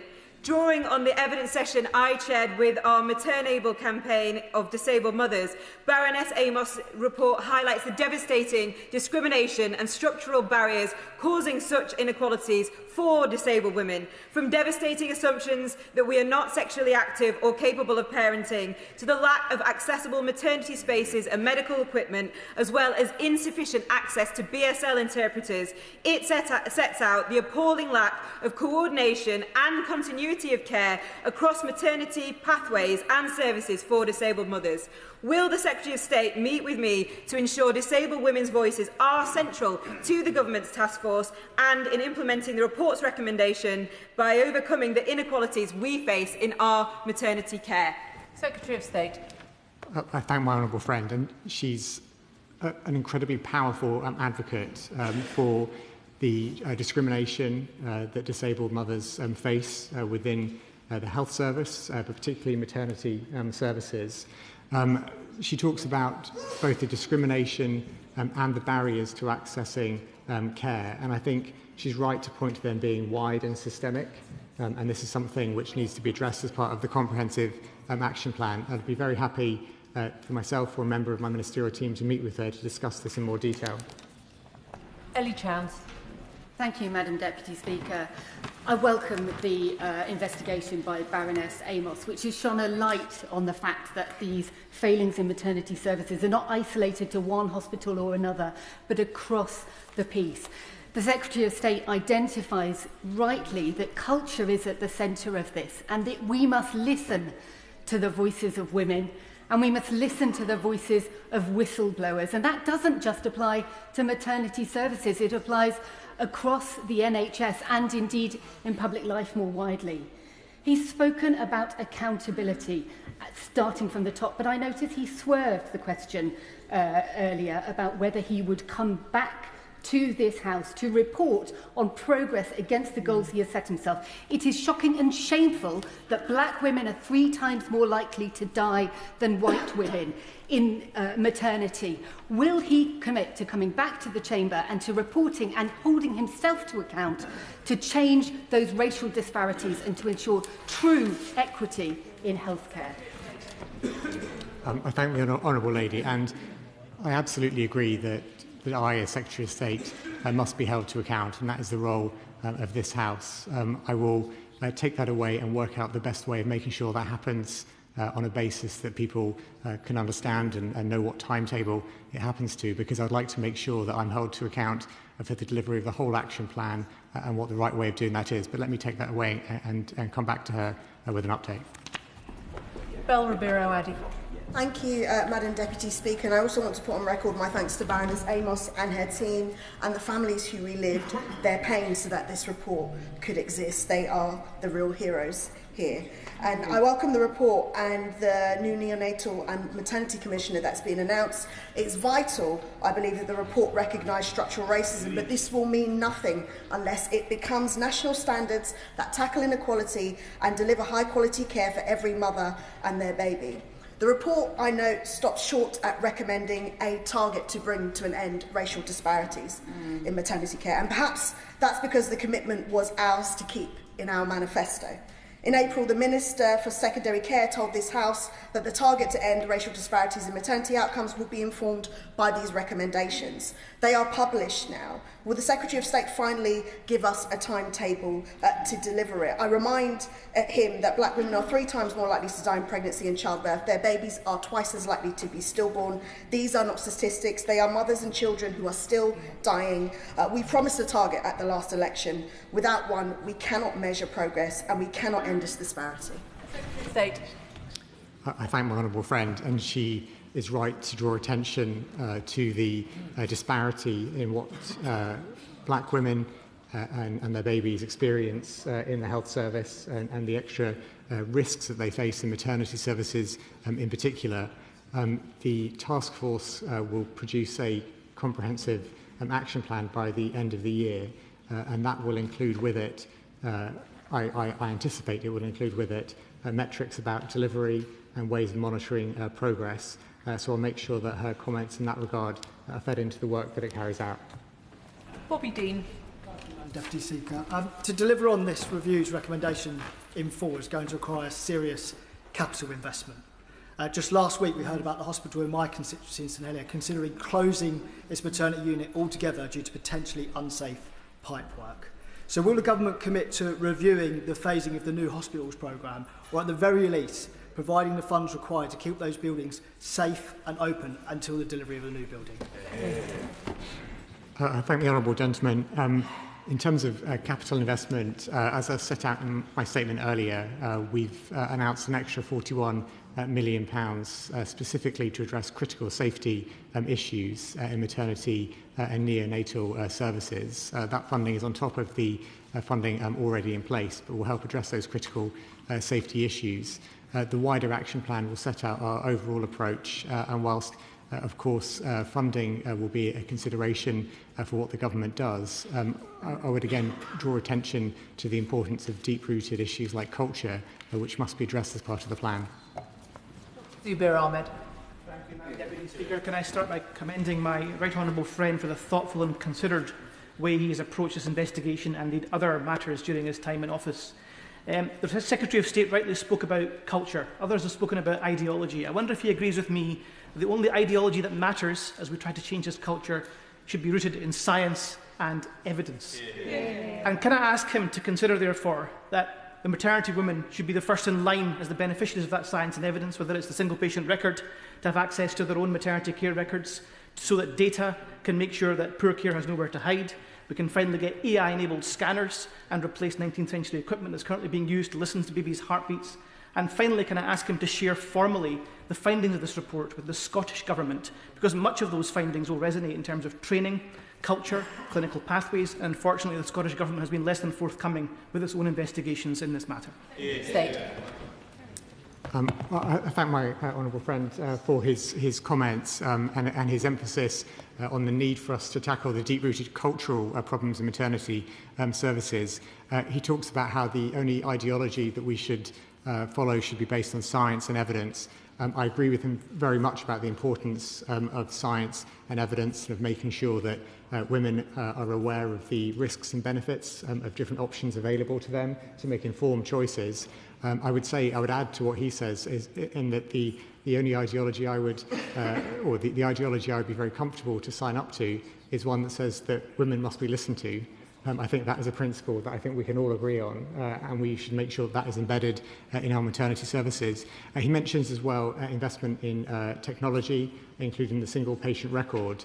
And I think there is a real benefit here, Madam Deputy Speaker, for the single patient record to make a difference, particularly in maternity services.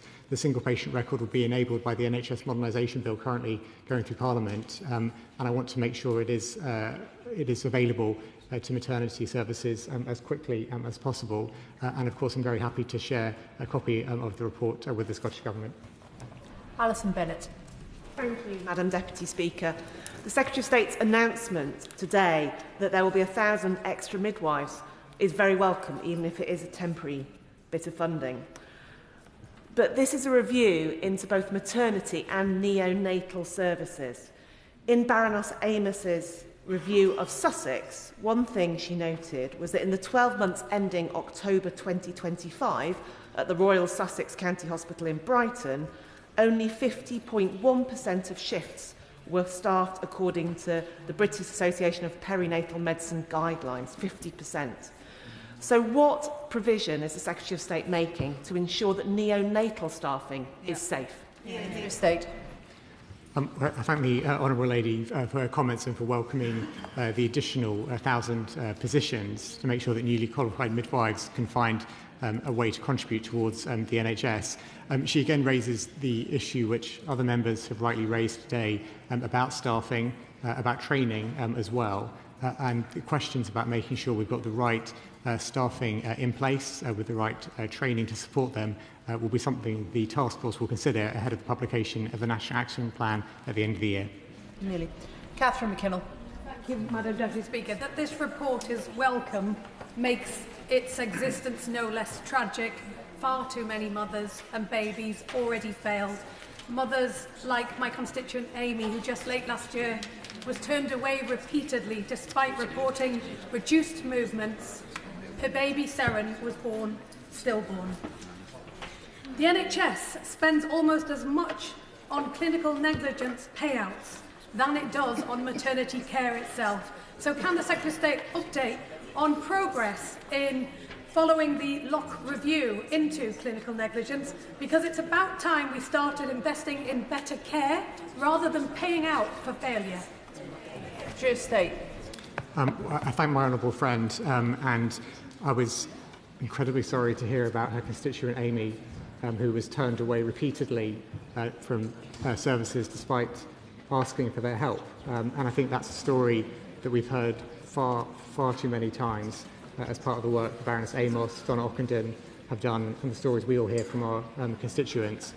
She's also right to point out the amount of money that goes on clinical negligence rather than making sure the services are better in the first place to avoid the need for that. I've met with David Locke KC to discuss his ongoing work on that, and I'll be working with him closely on that in the months ahead. Adam Dodds. Yeovil Hospital was included as part of this review after its temporary closure last year. Since then, families, frontline staff and I have been repeatedly raising concerns with government and NHS leaders about working cultures, bullying and staffing levels and support. Today's review backs that up. After months of feeling our concerns have not been properly acted on. So, can the Secretary of State in detail what the government is doing on improving staffing levels in rural maternity units and addressing working cultures, leadership, accountability and whistleblowing? I thank the honourable gentleman, and he's right to draw attention to the importance and the impact that bullying, that poor working culture can have on maternity services. That focus on culture and on what we can do to change that culture is a key part of the National Action Plan, which the task force will develop. We want to make sure that staffing levels are not only correct and that staff have the right training, but also that different members of staff work together across different disciplines and roles, because that is one way to make sure that the service improves. Ian Byrne. Secretary of State, now you, like countless other ministers over the years, have stood at that dispatch box, outlined and apologised for yet another state cover-up. Can we agree enough really is enough? Will you personally intervene and beg the Prime Minister to pass the Hillsborough Law in full, which has been promised to us on numerous occasions before summer recess, and end this culture of cover-ups? Secretary of State. I thank my honourable friend, and he's right to point to the importance of the Hillsborough Law, because the Hillsborough Law is one that not only will enable greater accountability and justice across society, but also in terms of future maternity investigations. I see that as being crucial, and that's why one of the commitments I made last week, Madam Deputy Speaker, following Donna Ockenden's report, was to apply the duty of candour, which the Hillsborough Law will enable, to all future maternity investigations, so that never again can we have a situation where senior clinical leaders choose not to participate and choose to avoid accountability. Sarah Dyke. Deputy Speaker, a retired paediatrician and constituent told me recently that after giving 50 years service to the children of the NHS, she was devastated by the treatment of mothers and babies, and indeed loyal staff whose concerns are routinely ignored, as when Yeovil Specialist Baby Unit was recently closed without notice. So while I welcome the government's commitment to a new maternity commissioner, will the Secretary of State set out how the commissioner will intervene in a trust like Somerset rather than simply reporting on failures after harm has been caused? Secretary of State.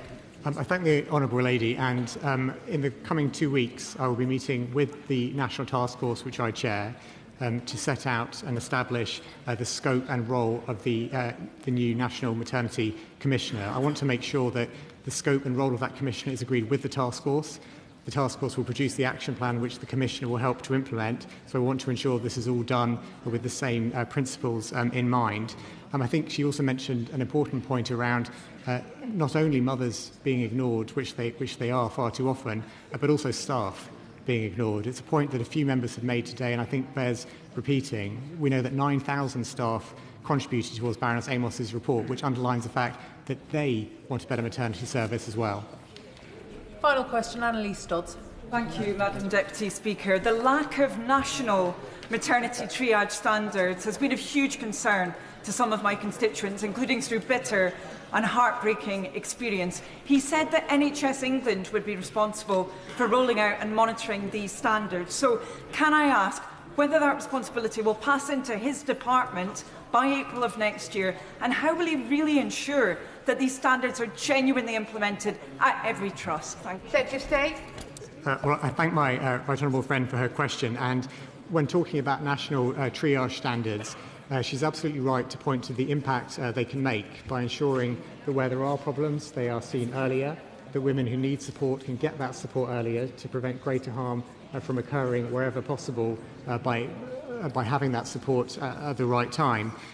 The national triage standards are being set out by NHS England at the moment because the NHS England organisation still exists. The Chief Executive is meeting with Trust today to begin that work of rolling out the triage standards across all the different trusts. When NHS England becomes part of the Department for Health and Social Care, we will obviously continue to monitor that, and that will be something which the task force will also consider as part of its national action plan. That is the end of the statement on national maternity and neonatal investigation. Does the front bench wish to shuffle over?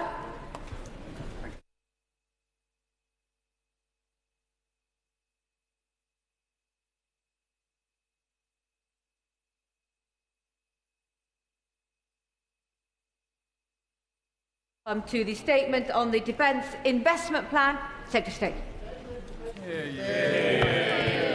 State. With your permission, Madam Deputy Speaker, I'd like to make a statement on the Defence Investment Plan. Our armed forces represent the very best of us, from our sailors patrolling the high north and protecting the seabed, to our pilots, aircrew and air defence teams in the Middle East defending the skies, our paras in the South Atlantic and Marines in the Channel. And as I speak, we have personnel supporting the humanitarian mission in Venezuela, submariners beneath the waves maintaining our unbroken chain of protection, and planners, the permanent joint headquarters, making the most extraordinarily complex challenges appear routine. Our servicemen and women rightly inspire respect, gratitude and pride across this House and across the nation. We all recognise that they serve at an increasingly dangerous and unpredictable moment in history. Now, the central purpose of this Defence Investment Plan, which we published today, is to ensure that they have the kit and technology they need to do the difficult job that we ask of them. I know firsthand just how important that is, and when I was appointed Defence Secretary just a couple of weeks ago, I promised to get that right. Today, I make good on that promise.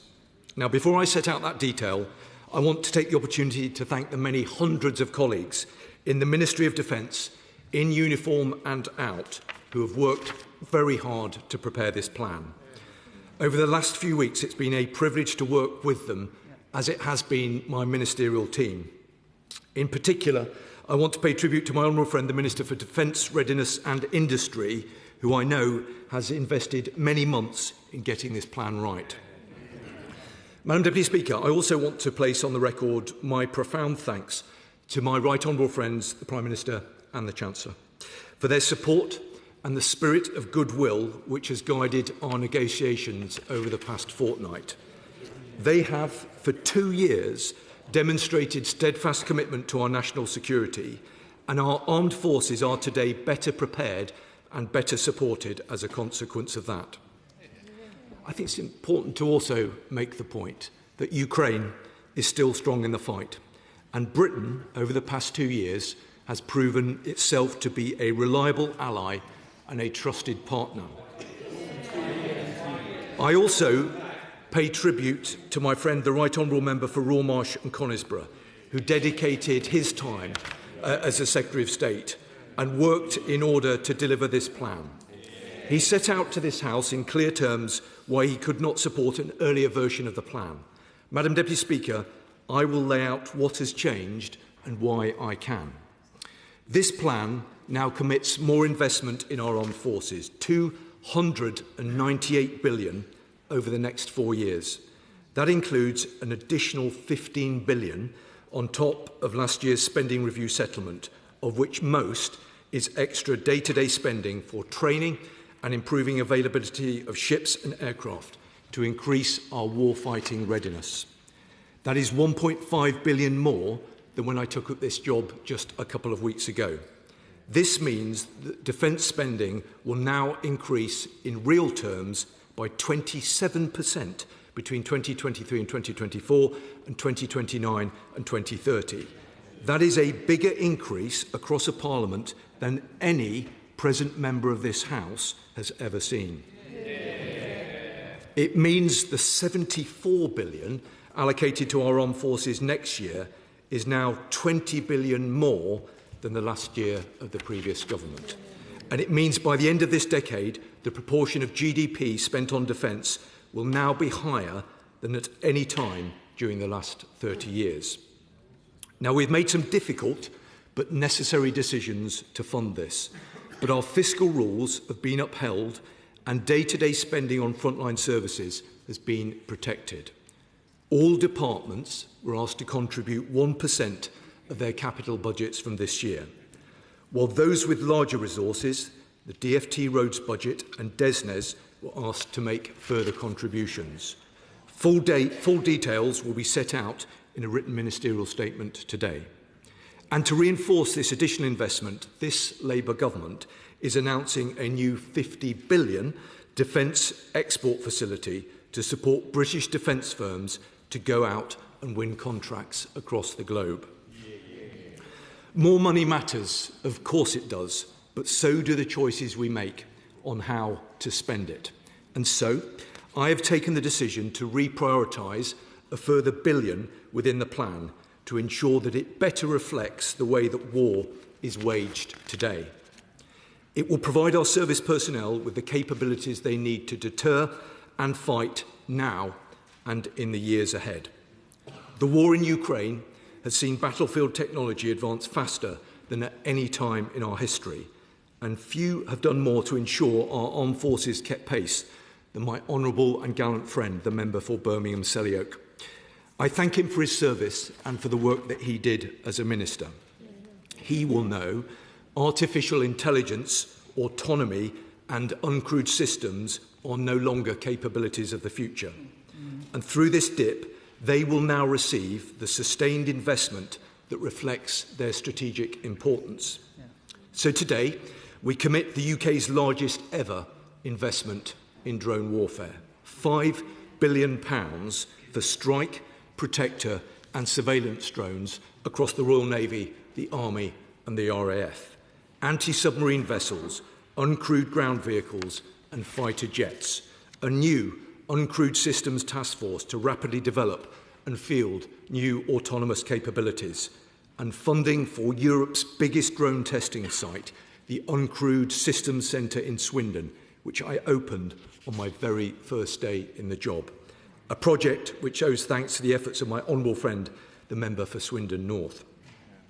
We will also invest nearly £2 billion to integrate our armed forces through a new digital targeting web, underpinned by the most advanced AI and software, cutting the time from decision to strike faster than ever before. 100 million for the Defence AI Task Force and another 115 million to raise our defences against the threats from AI. Now, Madam Deputy Speaker, it would be reckless to ignore the lessons from Ukraine, but it is important to remember that we are not Ukraine. We are a member of NATO and a nuclear power, and just in this year, our armed forces have been deployed to the High North and the Middle East.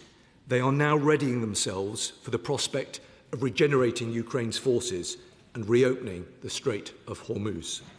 All the while, they protect our island home and retain the ability to respond to crises in dangerous and distant lands. Britain needs a flexible, hybrid, integrated, high-low force that can deter and fight across every domain. It's why we're committing £8.6 billion to the GCAP programme, proudly in partnership with our allies Japan and Italy. This next-generation stealth fighter jet, is in addition to the £1.1 billion Typhoon upgrade, and will ensure that our RAF retains control of the skies. We will invest £26 billion to fund the most extensive naval base upgrades for nearly half a century, including at Faslane, Portsmouth and Devonport. £790 million to protect the UK homeland and our overseas bases from air, drone and missile threats. £11 billion for munitions and weapons to increase UK stockpiles, including long-range strike capabilities, low-cost cruise missiles and one-way effectors. And by 2030, we will build at least 6 new energetics factories. Madam Deputy Speaker, today we commit £64 billion to fund Dreadnought and AUKUS submarines, a new warhead and other crucial nuclear work. Our independent nuclear deterrent is the ultimate guarantee of our security. And in providing the funding to renew it, we extend that promise long into the future. We will also purchase F-35As and join NATO's nuclear mission. Because our security is now contested in every domain, we will invest over £3 billion in space capabilities, £2.5 billion in cyber and £400 million to protect our undersea cables and pipelines. But, Madam Deputy Speaker, in the end, it is our people who win wars and preserve peace. With 3 above-inflation pay rises, extending childcare provision and putting fully into law the Armed Forces Covenant, this Labour government has demonstrated its commitment to what matters most. Building on the work already done to fix 1,200 of the worst homes, we today commit £9 billion over a decade to raise the condition of military family housing to a standard which matches the service and sacrifice of those living in them. Through a new Defence Housing Service, we will implement the Defence Housing Strategy in full, fulfilling our moral obligation to personnel and to their families. The DIP represents significant progress in implementing the vision set out in our Strategic Defence Review. We will invest more, target better, but there is much more work to be done. And not for nothing, the UK made a promise to our allies, as they did to us, 3.5 by 35. And in a more dangerous world, our commitment to NATO is absolute. I gave my word to the Secretary-General and to all our allies that promise will be met and a credible plan will be produced to ensure that it is. We will reach 3% in the next Parliament, with funding set out at the next spending review in which defence will be the #1 priority. Britain has always met our NATO spending commitments, and under this government, we always will. Britain has always stood with our allies, and under this government, we always will. This plan accelerates deep precision strike weapons and close support artillery with Germany. It creates an amphibious combined fleet with the Netherlands. We will also invite Jeff nations to join our Northern Navies initiative and build a hybrid force together. Madam Deputy Speaker, I now have a responsibility to make this plan work, not least given what Cabinet colleagues have forgone from their budgets in order to support mine. My commitment to them, and indeed the British public, is that with the requirement to spend more on defence comes a duty to spend more wisely on defence. So this plan includes a pledge to make substantial savings by the end of this Parliament, as well as a commitment to drive down fraud and error across defence. I am grateful to our partners in industry for their counsel and for their support during this process. I know that recent months haven't been easy, but with the DIP now published, I am relying on the full spectrum of our industrial base to make it a success. Primes and SMEs, workers and trade unions, innovators and investors. Together, we will ensure that the benefits of this plan will be felt right across the United Kingdom. We will develop sovereign and dual-use technologies, increase exports, generate growth and re-industrialise our economy. And today, Madam Deputy Speaker, I am proud to confirm that with the publication of the DIP comes the promise of greater security for families and new opportunities for our people. According to MOD analysis, this plan will support nearly 60,000 additional good and skilled jobs right across our union. This will be achieved alongside a culture shift in procurement. Madam Deputy Speaker, ultimately the success of this Defence Investment Plan will be measured by whether it commands the support of those amazing men and women who serve in our armed forces. They remain our most important asset, respected by those who stand with us, feared by those who stand against us. We know that they are equal to any task, and with this Defence Investment Plan, we give them the means to match their courage. I commend this statement to the House. Secretary of State, it is good form to let the Speaker's office know if one is going to speak over the allocated time. I will now have to give extra time to the other front benches as well. Shadow Secretary of State, James Cartley. Thank you, Madam Deputy Speaker, and can I thank the Secretary of State for advance sight of his statement. Madam Deputy Speaker, after months and months of delay, finally we have the Defence Investment Plan, but it's quite simply a case of too little, too late. Too little because there's virtually no more cash than the plan, which led the previous Secretary of State to resign because he believed it would make the country, and I quote, less safe. Too late, not just because the plan is months overdue, but also because much of the capability it contains won't be in service until the 2030s, when the threat we face is right now. For members opposite who don't agree that this plan is too little, they don't need to take my word for it. The Chief of the Defence Staff said he needed £28 billion to fund the armed forces over the next 4 years. This plan is barely half that requirement. And their own Secretary of State for Defence, until a few weeks ago, said that the proposed spending, and I quote, falls well short of what is required for defence and the country at this dangerous time. Because, he said, and I quote, it rises to just 2.68% of GDP in 2030. 2.68% of GDP, Madam Deputy Speaker. Can I ask the Secretary of State to confirm that the GDP figure for defence in 2030 under his revised plan remains unchanged, 2.68%? Exactly. Which begs the obvious question. If 2.68% by 2030 was a resigning matter for the previous Defence Secretary, why is it good enough for him? But this dip is not just too little financially, it's too late. For members opposite who don't agree, they should remember that it was promised for last autumn and is now 10 months overdue. Most importantly, the drones Labour promised in today's headlines mainly enter service in the 2030s, when the threat we face is today.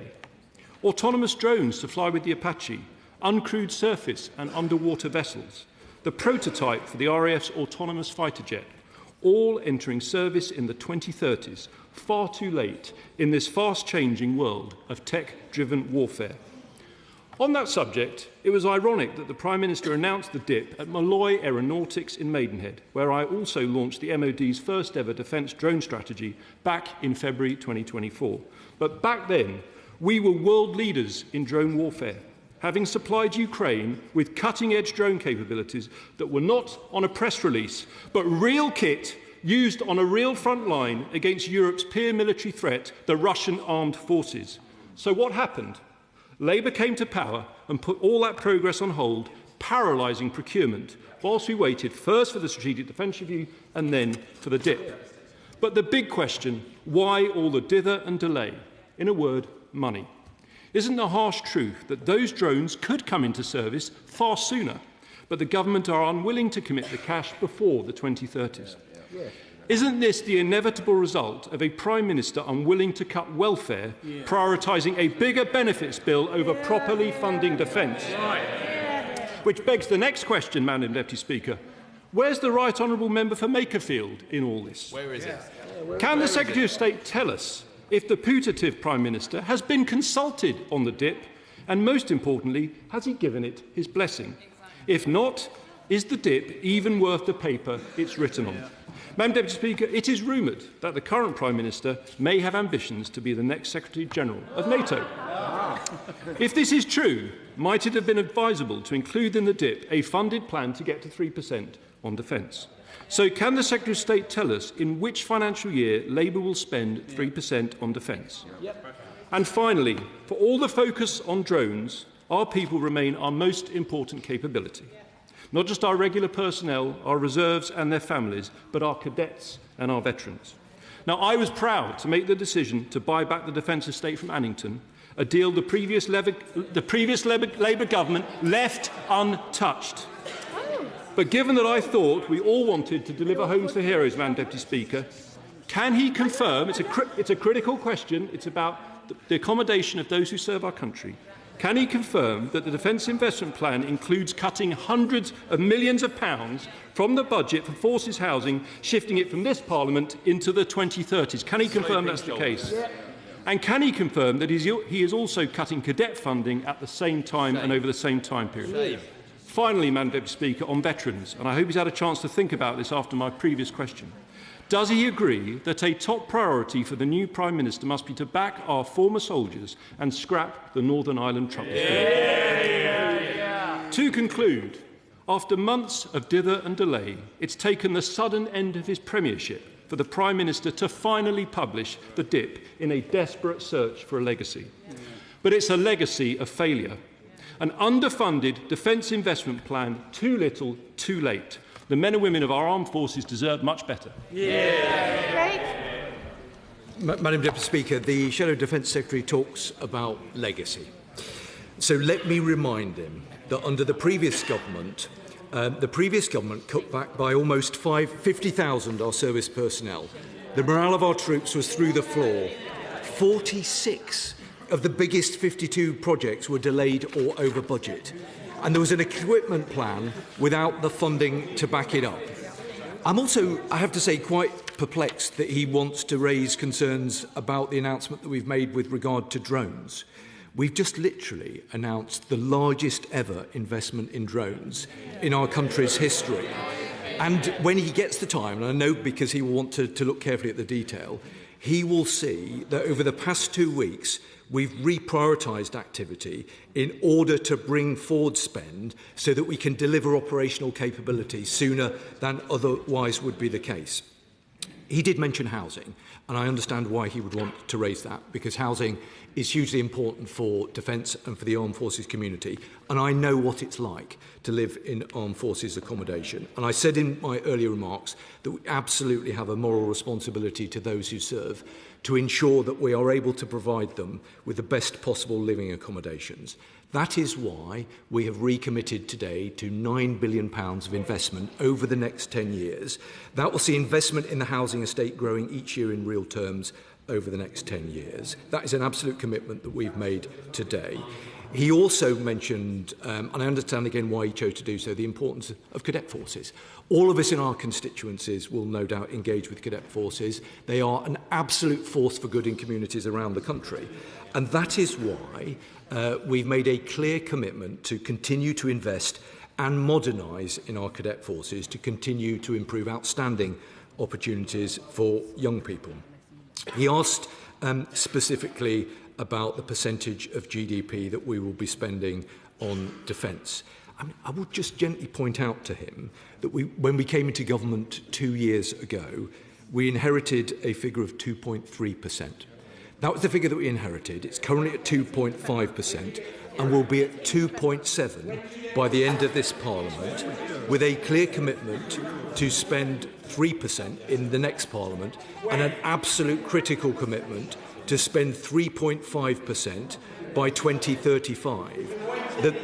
The member opposite will have heard the points that I made about the importance of defence spending and the commitment that this government has made to ensuring that defence spending is the #1 priority at the next spending review. Healy. Thank you, Speaker. We all want this defence investment plan to be a success, and can I personally thank the MOD officials who have worked so hard for many months to get us to this point, and can I welcome the extra money the Treasury may have seeded in the last couple of weeks. It builds on what has been the record increase in defence investment that we as a Labour government have made since the election. But threats are still growing. Demands on defence are still rising in this dangerous world. And today's step means that we will be spending as a nation 2.7% of GDP on defence in 2030, the date that NATO now warns we could face a Russian attack.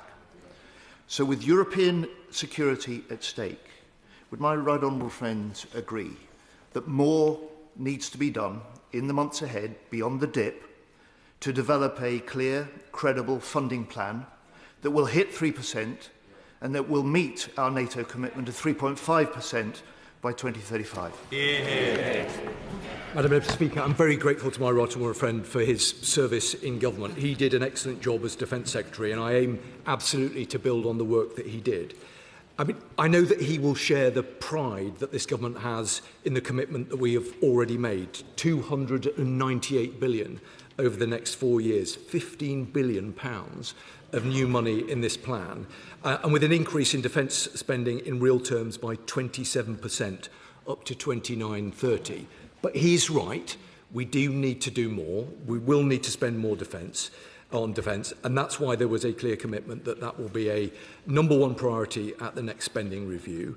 We have an absolute obligation to our armed forces and to our allies. When I talk to my NATO allies, they look to the United Kingdom for leadership. That is leadership that we have provided over a number of years, including under the previous government, but it is a leadership that this government will continue to provide. Liberal Democrat spokesperson James McCleary. Thank you, Madam Deputy Speaker. I thank the Secretary of State for advance sight of his statement, albeit 14 months late and one Defence Secretary later. The Liberal Democrats welcome investment in technologies reshaping warfare in Ukraine and beyond. Our armed forces must be more agile and better equipped to the threats we face. But let's be clear. This defence investment plan is too little, too late. After years of Conservative neglect, Britain needed a government willing to match the scale of the challenge. Instead, we've had months of delay and now a plan that still appears to have a significant gap between the ambition and the resources required. It is hugely concerning to see how little, in particular, is allocated to air defence, hundreds of millions short of what was recommended in the Strategic Defence Review, inadequate to protect our islands and, indeed, our allies. The Prime Minister himself has warned that Russia could pose a direct threat to NATO by 2030.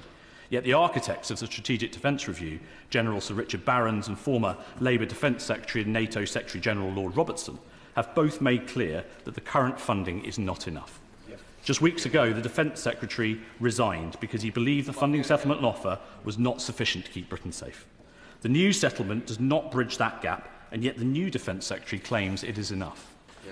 So were both the experts and the former Defence Secretary wrong about this? Or does the Defence Secretary truly believe this is enough funding to keep Britain safe?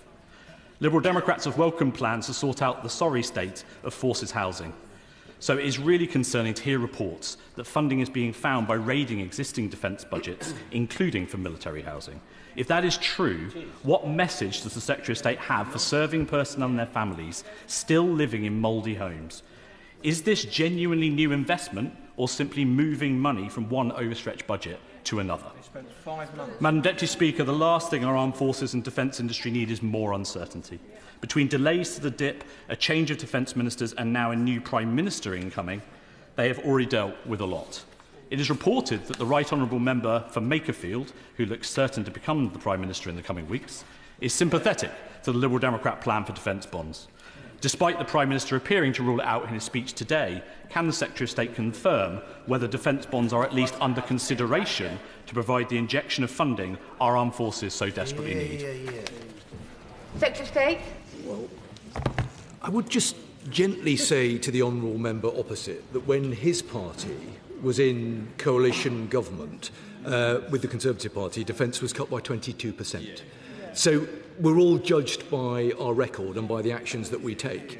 And today's defence investment plan represents a real terms increase in defence spending by, he can shake his head, but it is a statement of truth that this plan, which represents £298 billion of investment over the next 4 years, represents an increase in real terms by 27% by 2030.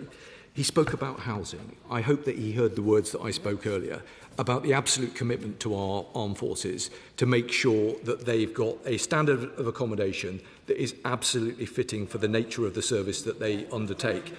That's why we've made a commitment of £9 billion over 10 years. I remember living in armed forces accommodation that hadn't been properly maintained. We have a duty and a responsibility to do so, and that's why we're investing a very significant amount of money. He spoke about defence bonds. Of course, we will look at all suggestions that people have about how we can do things differently, but in the end, all of this money has to be accounted for, and we have to be responsible in terms of bringing forward a defence investment plan that is properly costed. That is what we have done. We have brought forward very significant amounts of resource, but he said that I claimed it was enough. I think that's slightly unfair of him to characterise my earlier remarks in that regard. I am crystal clear about the fact that today represents a massive investment in our armed forces and in our technology that they will be deploying and employing. But that is not to say that we don't need to do more. We do need to do more, and that's precisely why I made the point that we need defence spending to be the #1 priority at the next spending review. Alcan. Thank you, Madam Deputy Speaker. May I thank the Secretary of State and his collective team for all of the work that's gone into the Defence Investment Plan. I also welcome the increase in spending. There are a multitude of lessons from Ukraine that we've all heard much about. One is on scale and capacity, and both Russia and Ukraine's industrial capability of where they're now building 1.1 million drones every 2 months. Could the Secretary of State outline to the House the percentage of the defence budget, and particularly the equipment plan that has been spent on uncrewed systems, and whether that is docked into the defence industrial strategy?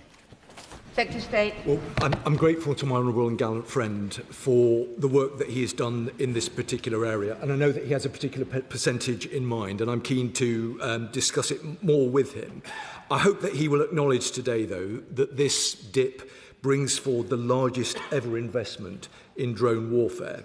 150 million more for Homeland counter-drone defences, 50 million more over the next 12 months for the Army's Task Force Rapstone, 150 million for a new uncrewed vehicle programme for the Army, 150 million for the Royal Marine Commandos with the same hybrid model of crewed and autonomous insertion craft and drones.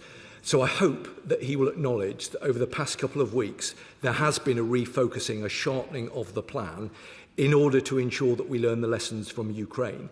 But I know, because he's been around the block a bit, that he will also understand that whilst we must learn the lessons from Ukraine, we are not Ukraine, and we still have other responsibilities as a major power within NATO. And that's why what I have to do is make sure that we've got a balanced set of capabilities, and I'm confident that that is the balance that we've achieved today.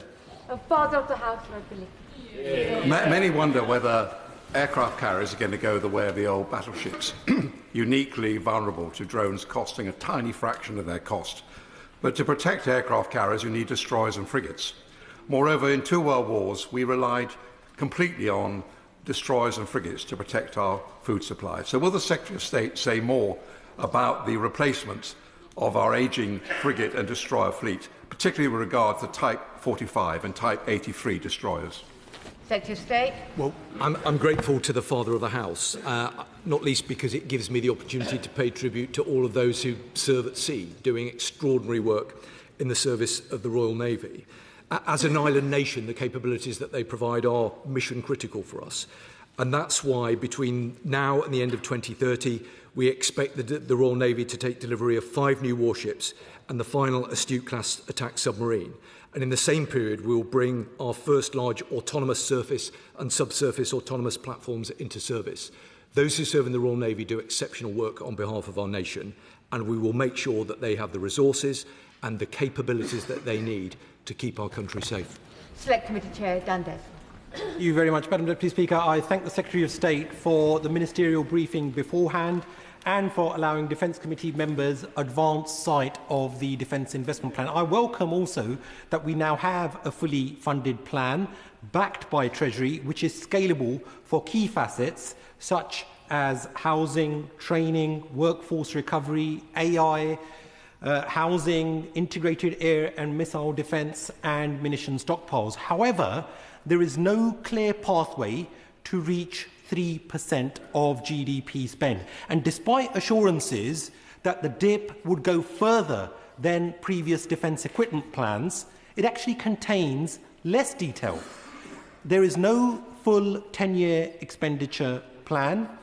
there is no breakdown between procurement and support costs, and much of the investment appears to be backloaded beyond 2030. So can my right honourable friend commit to fight for more funding for defence so that we reach the 3% of GDP spend by 2030? Will he commit to building more in Britain to stimulate sovereignty and economic growth?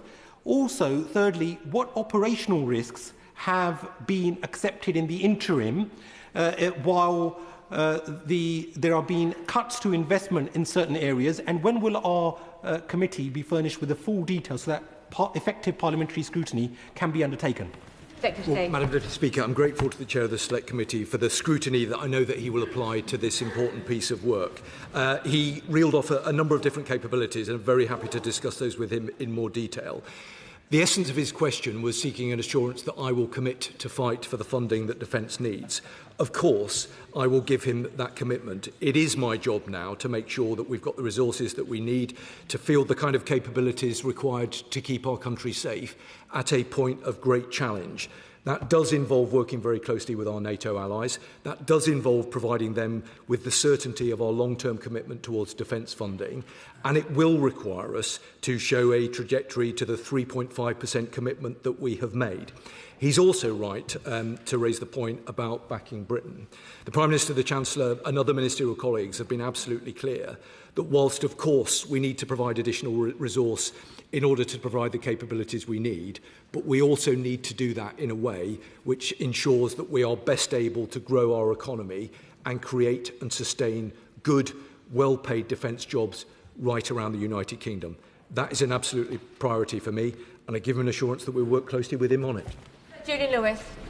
At last we have agreement on a defence expenditure statistic when the Secretary of State says that what the settlement means is by the end of this decade, the proportion of GDP spent on defence will now be higher than at any time during the last 30 years. He's quite right.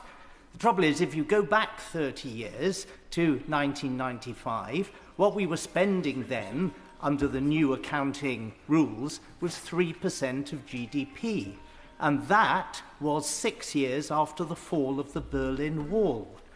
Given that we are now in a more dangerous situation today than at any time since at least the height of the Cold War in the 1980s, shouldn't we be looking at the sort of percentages we spent then? Under the new accounting rules, that was between 4.1% and 5.5%. Haven't we still got a long way to go? Well, Madam Deputy Speaker, the Right Honourable Gentleman knows that I always listen very carefully to what he has to say, not least because he talks a lot of good sense on these matters. And I remember over many years him being sat on this side of the House, me sat on that side of the House, listening to the case that he has made over a very long period of time for investment in defence, including investment in nuclear.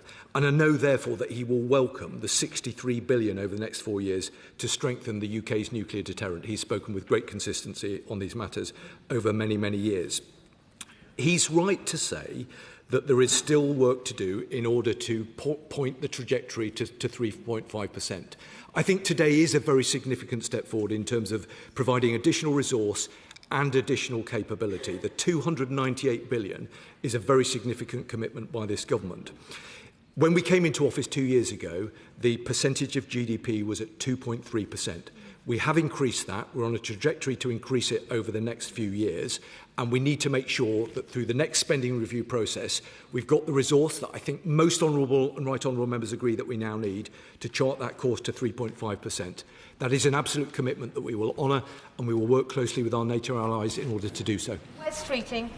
Thank you, Madam Deputy Speaker. Of course, this government wouldn't have such an uphill mountain to climb were it not for the decisions taken by our predecessors. And I really think the Conservatives would have more credibility if they acknowledged that fact more readily and with more humility than they've shown today and on every previous occasion the Shadow Secretary of State's been at the dispatch box. Nonetheless, as the Secretary of State himself has acknowledged, we do need to go further, we do need to go faster, and what we have here is a good foundation to build on, but there's more to do. With that in mind, can the Secretary of State set out the government's rationale for not joining the Defence, Security and Resilience Bank, and will he reconsider? Secretary of State. Well, I'm grateful to my right honourable friend. I mean, we will look carefully at the best possible mechanisms in order to ensure that we've got the resource that we need to field the capability that is required. There are different views about how best to do that, and there are different allies advocating for different ways of investing money in our defence industries. I know that he will understand that I've not had a huge amount of time in a couple of weeks that I've been drawing this plan together to map out the longer-term spending proposals in terms of how we best generate that activity across defence and with our economy. I'm not ruling anything out or ruling anything in, but I will look closely at what our allies say, take advice, and very happy to discuss it with him further. Sir Geoffrey Clifton-Brown. Thank you, Madam Deputy Speaker. It would appear that this defence investment plan is unaffordable, but the PAC will be examining that fact. Deep in this plan is an old accountant's trick, an efficiency savings figure, a vast efficiency savings figure of 10.7 billion. Does the plan rely on that figure? If not, what is the incentive to make efficiency savings over the plan? The plan is affordable, and that is one of the differences between this government and the last. But I welcome the scrutiny that he will no doubt apply to it. We've looked very carefully, as honourable members would expect, at how we are able to fund this. And what nobody on this side of the House wanted to do was bring forward spending commitments that we weren't able to evidence how we're going to pay for them. That's what we've done, but very happy to discuss it with him further. Michelle Scroggin. Thank you, Madam Deputy Speaker. I very much welcome that this government is prioritising the delivery of our nuclear deterrent, including investment not only in the current, but those all-important future submarine programmes. And the Shadow Secretary of State has said too little too late. Well, the price that the Liberal Democrats demanded for the coalition government of 2010 was not renewing our nuclear deterrent, and the Conservatives were happy to pay that price. So yes, they're really bloody late. Part of the cost of that decision is being paid by our submariners, forced to remain at sea for over 200 days in that ageing fleet. Now, we've got to be honest with the people of Great Britain. Our food supply chains are being tested, our energy infrastructure is being mapped, our MOD is under a cyber attack every day. If we're not telling them the truth, would the Secretary of State agree that they would be more willing to go with those really difficult decisions if we were actually honest with them? Well, I'm very grateful to my honourable friend. She does a fantastic job representing her constituents, and I pay tribute to the incredibly important work that they do on behalf of the nation. I'm very keen to come and visit her constituency. I look forward to continuing these conversations with her. She's right to make the points in the way that she has done. The nuclear deterrent is an absolutely vital capability that underpins our national security, and we're hugely grateful to all those who make that happen on behalf of the nation, including, of course, her constituents. Andrew Morrison. Madam Deputy Speaker, the Daring class and Sea Viper are due to be retired from the mid-2030s, and the plan is, as I understand it from the DIP, that the Common Combat Vessel and its slave drone vessels, the Type 91 and 94, will come in to replace it as our principal means of doing hybrid maritime air defence. Given that that simply is a concept at this stage, little more than the concept, what confidence does the Secretary of State have that we will not still be reliant upon the Daring class, and has he made contingency for extending her in service so that we're not left undefended? Secretary of State. Well, I'm grateful to him, and I'd be very happy to have a more detailed conversation with him offline about the points that he made.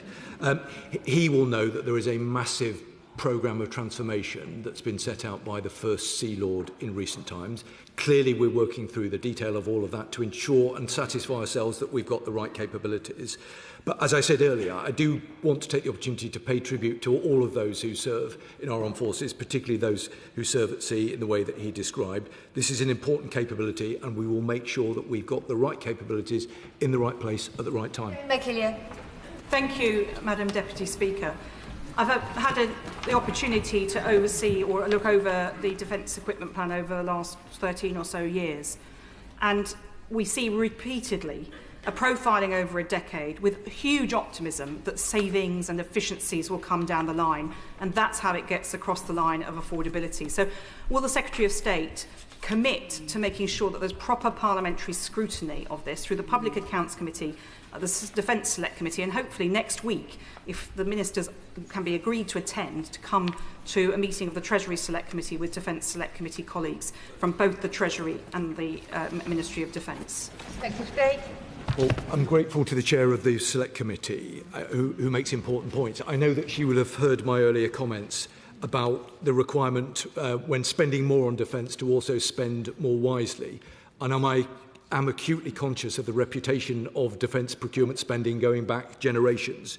We absolutely do need to do much better. And we are on a process of transition to ensure that we do. I'm very keen to work closely with her and her committee to make sure that they have the opportunity to provide the scrutiny on behalf of this House that I think would be constructively helpful to the process. And the Minister for Defence Readiness and Industry will be very pleased to appear in front of her committee next week. Hartley. The Strategic Defence Review highlighted the importance of the active reserve, but the Defence Investment Plan shows there's no increase at all in numbers this Parliament. It's not even mentioned, remarkably, in the land section. And even the commitment on something like cadets made less than a year ago, in August last year, has been shelved. So can the Secretary of State at least confirm to reservists watching this that their reserve service days this year will be fully protected? Secretary of State. Grateful to him, not least because it provides the opportunity to pay tribute to those who serve in our reserves, whom I am in awe that they are able to balance their commitment to our nation with other professional occupations and family life. And that is a commitment that is hugely valued by this government, as I know it was by the previous one. There is, I think from memory, a reference in, I think, page 62 of the People section. I'm advised, but I can tell him that essentially we will maintain the vision as set out in the SDR, but we want to do everything that we can to make sure that those people who want to step forward and serve in the reserves have an opportunity to do so. Emma Lewell. Thank you very much, Madam Deputy Speaker, and I thank the Secretary of State for his statement. I do worry, though, that scrapping the Type 83s that were due to replace our Type 45 destroyers and be the backbone of our fleet in favour of a hybrid, uncrewed, autonomous Navy is a gamble. Unmanned service vessels of this size are untested, especially in the High North. I recognise the immense potential for the new hybrid Navy fleet in persistently monitoring the Russian threat, but can my right honourable friend assure me that unmanned and disaggregated replacements for our Type 45 destroyers will be as effective in providing not just strike capabilities, but the deterrent presence needed as well? Well, I'm grateful to her. And of course, we need to make sure that we learn the lessons from Ukraine and elsewhere in terms of the kind of capability that we field. I think in terms of the specific capability that she's referenced, there wasn't a budget line attached to it.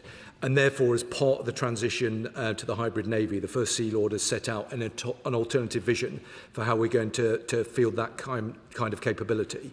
But hopefully she will see from the investment and the commitment that we've made through the Defence Investment Plan that we are absolutely committed to ensuring that as an island nation we retain the Royal Navy capabilities that we need now and in the future.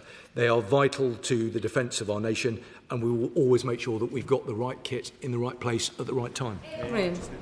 Thank you, Madam Deputy Speaker. The Defence Investment Plan includes an additional £100 million transformation of the Royal Marines Commando Forces, with a special focus on our allies in Scandinavia and the High North. With the Royal Marines Commando Logistic Regiment based at Royal Marines Base Chivenor in my constituency of North Devon, can the Secretary of State tell us what form that transformation will take? Well, can I thank him for his service? And I know that he has constituency interests in these matters. I think he might have been referring to the £150 million that has been announced for the Royal Marine Commandos in terms of the hybrid model of crewed and autonomous insertion craft and drones, a bit of a mouthful. This is important capability, and it also provides me with the opportunity, and I have made this point previously, but I'd like to reiterate it, to say what an extraordinary job Royal Marines did in the English Channel a couple of weekends ago, interdicting a Russian Shadow Fleet vessel. We owe them a huge debt of gratitude. They do extraordinary work, and this government has a huge responsibility to make sure that they've got the right capabilities.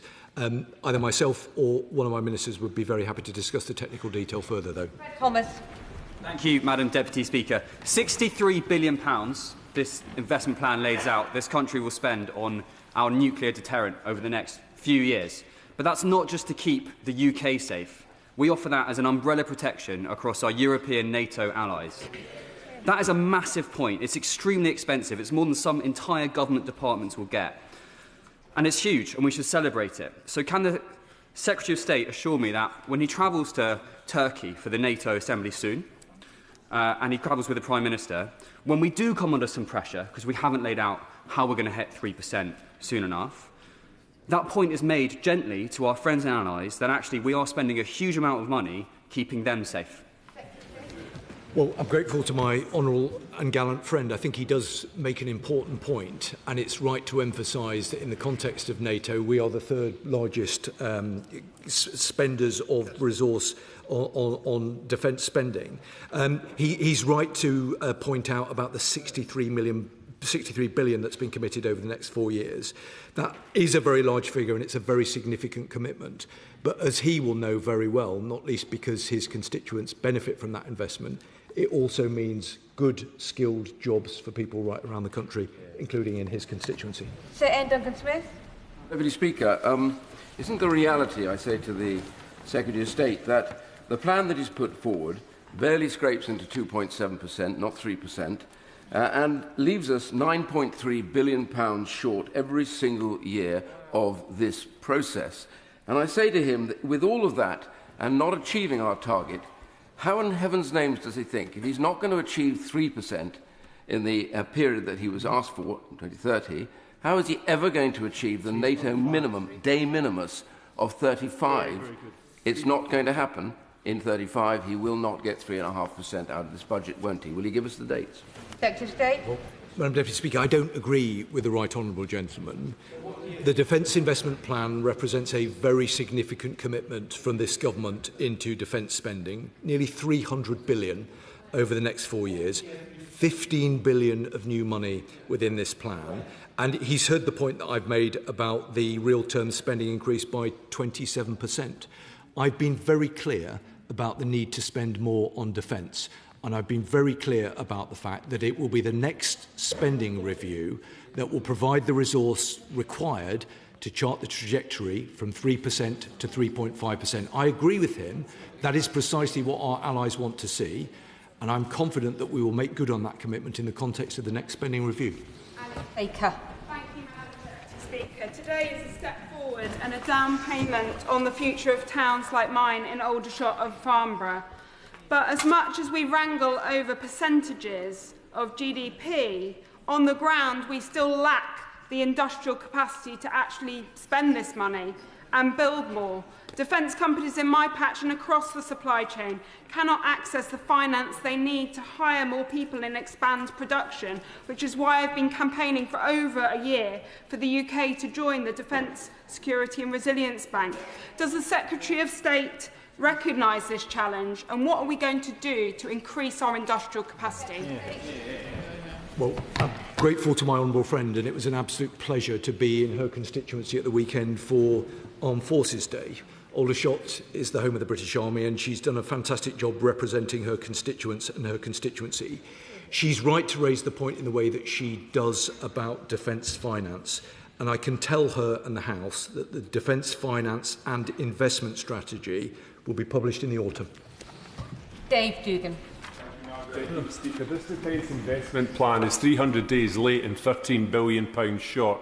It ensures we fall further behind our allies and a greater exposure to those that would seek to do us harm, and it leaves us falling short of our NATO commitments. But that £13 billion is just 1 year of the defence nuclear enterprise cost, £13 billion. As the Secretary of State seeks to fund his plans from the Scottish Government's budget, amongst many other departmental budgets, what savings has he sought to make from the defence nuclear enterprise, which is the ultimate case of fur coat and nae knickers? Secretary of State. Well, firstly, Madam Deputy Speaker, let me acknowledge the very important contribution that Scotland makes to our national security. And he should know that billions of pounds of UK investment is going into Faslane and to other capabilities that will provide benefit in terms of growth and jobs for his constituents and people right across Scotland. I would just gently say to him that I wonder perhaps what the Defence Investment Plan would be for an independent Scotland, which is what he would want. Narendra Mishra. Madam Deputy Speaker, the Secretary of State is right to say that the benefits of this plan will be felt right across the UK, increase exports, generate growth and reindustrialise our economy. I'm proud to represent KNDS in Stockport. They manufacture military bridges and armoured vehicle Boxer, and the Minister for Defence Readiness visited me in October for a factory tour. I'm grateful to him. Can the Secretary of State ensure that the benefits of this investment are felt right across the UK, including in Stockport, Greater Manchester? And Stockport is just a short drive from Barnsley. Will he join me on a visit to KNDS? Just a yes, Secretary of State. I'm very grateful to him for the representations he's made on behalf of KNDS, and I understand well the important work that they do. He's right to emphasise the importance of ensuring that this very significant investment, this new £15 billion sitting alongside the other continuum of investment that we've seen, does need to provide economic growth and jobs right across the country. And that, Madam Deputy Speaker, is what it will do. It will provide nearly 60,000 new jobs. That is something that we should be hugely proud of, not least because a very significant proportion of those jobs will be spread right around the country. In terms of visiting his Stockport constituency, I'd be very pleased to do that. Thank you, Madam Deputy Speaker. More money for defence is a good thing, so I welcome the Secretary of State's Defence Investment Plan. He did, though, say, in terms of 3.5%, that I'm confident that we will make good on that commitment in the next spending review.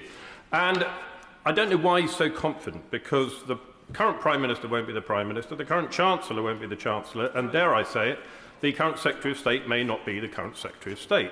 And so he would be able to give us, industry, our enemies, the markets, the whole country a great deal more confidence if he would answer the question from the Shadow Secretary of State and tell us whether the member for Makerfield has signed this off.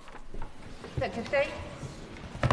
Well, Madam Deputy Speaker, I can be confident because I can have confidence in the long-standing record and history of Labour governments investing in defence. It's that gives me confidence. Jonathan Davies. Thank you very much, Madam Deputy Speaker. I welcome this record investment in defence, and I appreciate that this may lead us to making cuts elsewhere in public expenditure. One casualty may be the expansion of the A38 in Derby, which was on and off under successive governments for the last 40 years. Now, some local people would welcome that scheme not going ahead, particularly on environmental grounds, but others will see that cancellation as a brake on economic growth. Now, we need economic growth to fund our defence, so will the Secretary of State work with me to influence the Treasury and DFT that we need more investment in Derby so that our economy is thriving and we can contribute to defence through public expenditure in the future? Secretary of State. Well, I'm grateful to him. Tough choices have had to be made. And as I mentioned earlier, Treasury colleagues will set out the detail of the spending choices today in a written ministerial statement. I know that he will understand that given the nature of the world in which we're operating, the government has an absolute responsibility to ensure that we make those tough choices. We reprioritise resource and activity in order to best safeguard the security of our nation.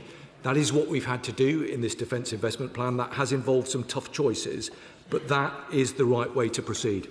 Sir Bernard Jenkins. Thank you, Madam Deputy Speaker. Can I just return to the question of the efficiency savings that are forecast to be made in this document. 10.7 billion, which is 7 billion out of resource spending and 3.7 out of capital. And apart from some very vague headings, there is no indication in this document about where that money is going to be saved.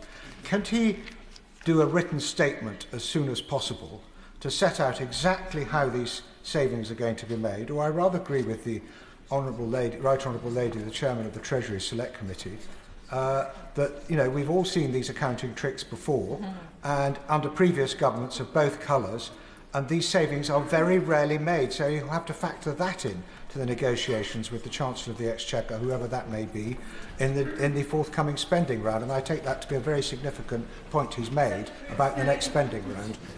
Well, I always welcome the contributions of the Right Honourable Gentleman, not least because they are always thoughtful and constructive. I understand why he's raised the point in the way that he has. Resetting the programme to deliver this transformation has forced some challenging but necessary decisions involving the cutting of consultants and the cutting of the civil service headcount by 15%, as well as an increased use of technology to drive innovation. There have been some tough choices. I thought it was the right thing to do to be honest about those, but very happy to discuss them with him further. Sonia Kumar. Thank you, Madam Deputy Speaker. Modern warfare has evolved from traditional mass troops to online cyber and drone-enabled conflict. We've seen this from the attack on M&S and Jaguar Land Rover. And last September, I saw firsthand at a drone factory in Ukraine. How is the government using the Defence Investment Plan to develop our own sovereign digital and technological capabilities learned from Ukraine's war? Secretary of State. Well, she's absolutely right to raise concerns in the way that she has, not least in terms of the threat that we face every single day from cyber. In my previous role, I spent a lot of time ensuring that we were coordinated across government, the Cabinet Office, the Home Office and other government departments. This Defence Investment Plan provides the resource to make sure that we have the right resource and the right capabilities to meet the emerging threat that we are dealing with on a daily basis. Cyber is a key point of that, and what I've done is refocus and sharpen some of the capabilities in order to be able to deploy them sooner than would otherwise have been the case. There's always a balance between the shorter and the longer term, but I'm confident that this plan gives us the right capabilities when we need them. Mike Martin. Thank you, Madam Deputy Speaker. This is a tale of two dips. The first dip is covered by the period in the current spending review up to about 2030, and the second dip is the bit beyond that from 2030 to 2035. And the first has detailed spending commitments, and the latter has quite vague spending commitments. The former has small investments, and the latter has big investments. I'll give you two examples. Air, 28 billion versus 70 billion. Land, 19 billion versus 36 billion. So, can the Secretary of State guarantee to the House, on behalf of the government, no matter who might be in it by that point, that the Treasury has guaranteed those figures and they will be in the next spending review? That is, that the defence section of the next spending review has already been written. Secretary of State. Well, with great respect to him, I know that he will understand it isn't for me to make guarantees on behalf of other government departments, including, of course, the Treasury. I don't think any minister would be in a position to do that outside of the Treasury. What I can guarantee him, I know that he thinks carefully about these matters, what I can guarantee him is that in the time that I've had available, I've looked very carefully at the mix of capabilities contained within the plan. I have made a number of changes in order to deliver capabilities that I thought were required sooner rather than later. Has that involved making some difficult choices? Yes, it has. Has it involved cutting some capabilities? Yes, it has. But what I have to do is right by defence and satisfy myself with the resource that we've got available, that we put the right capabilities in place that will allow us to operate alongside our allies in a very dangerous world. That is not an easy process, which I hope that he will acknowledge. But I hope that he will also acknowledge that today's investment plan does represent an important step forward, but as I have consistently said, there is still a requirement to spend more on defence. Derek Twigg. Thank you, Madam Speaker. First of all, can I thank the Secretary of State for the opportunity to actually read the DIP this morning in the reading room. and there'll be some important questions that will need to be answered on that. Now, it's clear that the last government left the armed forces in a poor state, and this government has been doing all it can to try and repair some of that. But for me, the key question is this: given the threats we face today, both globally and in Europe, and the state of the world economy and other threats that exist, does this meet those threats and provide us with the security and defence capability that this country should need at this time? And my view is that it clearly doesn't.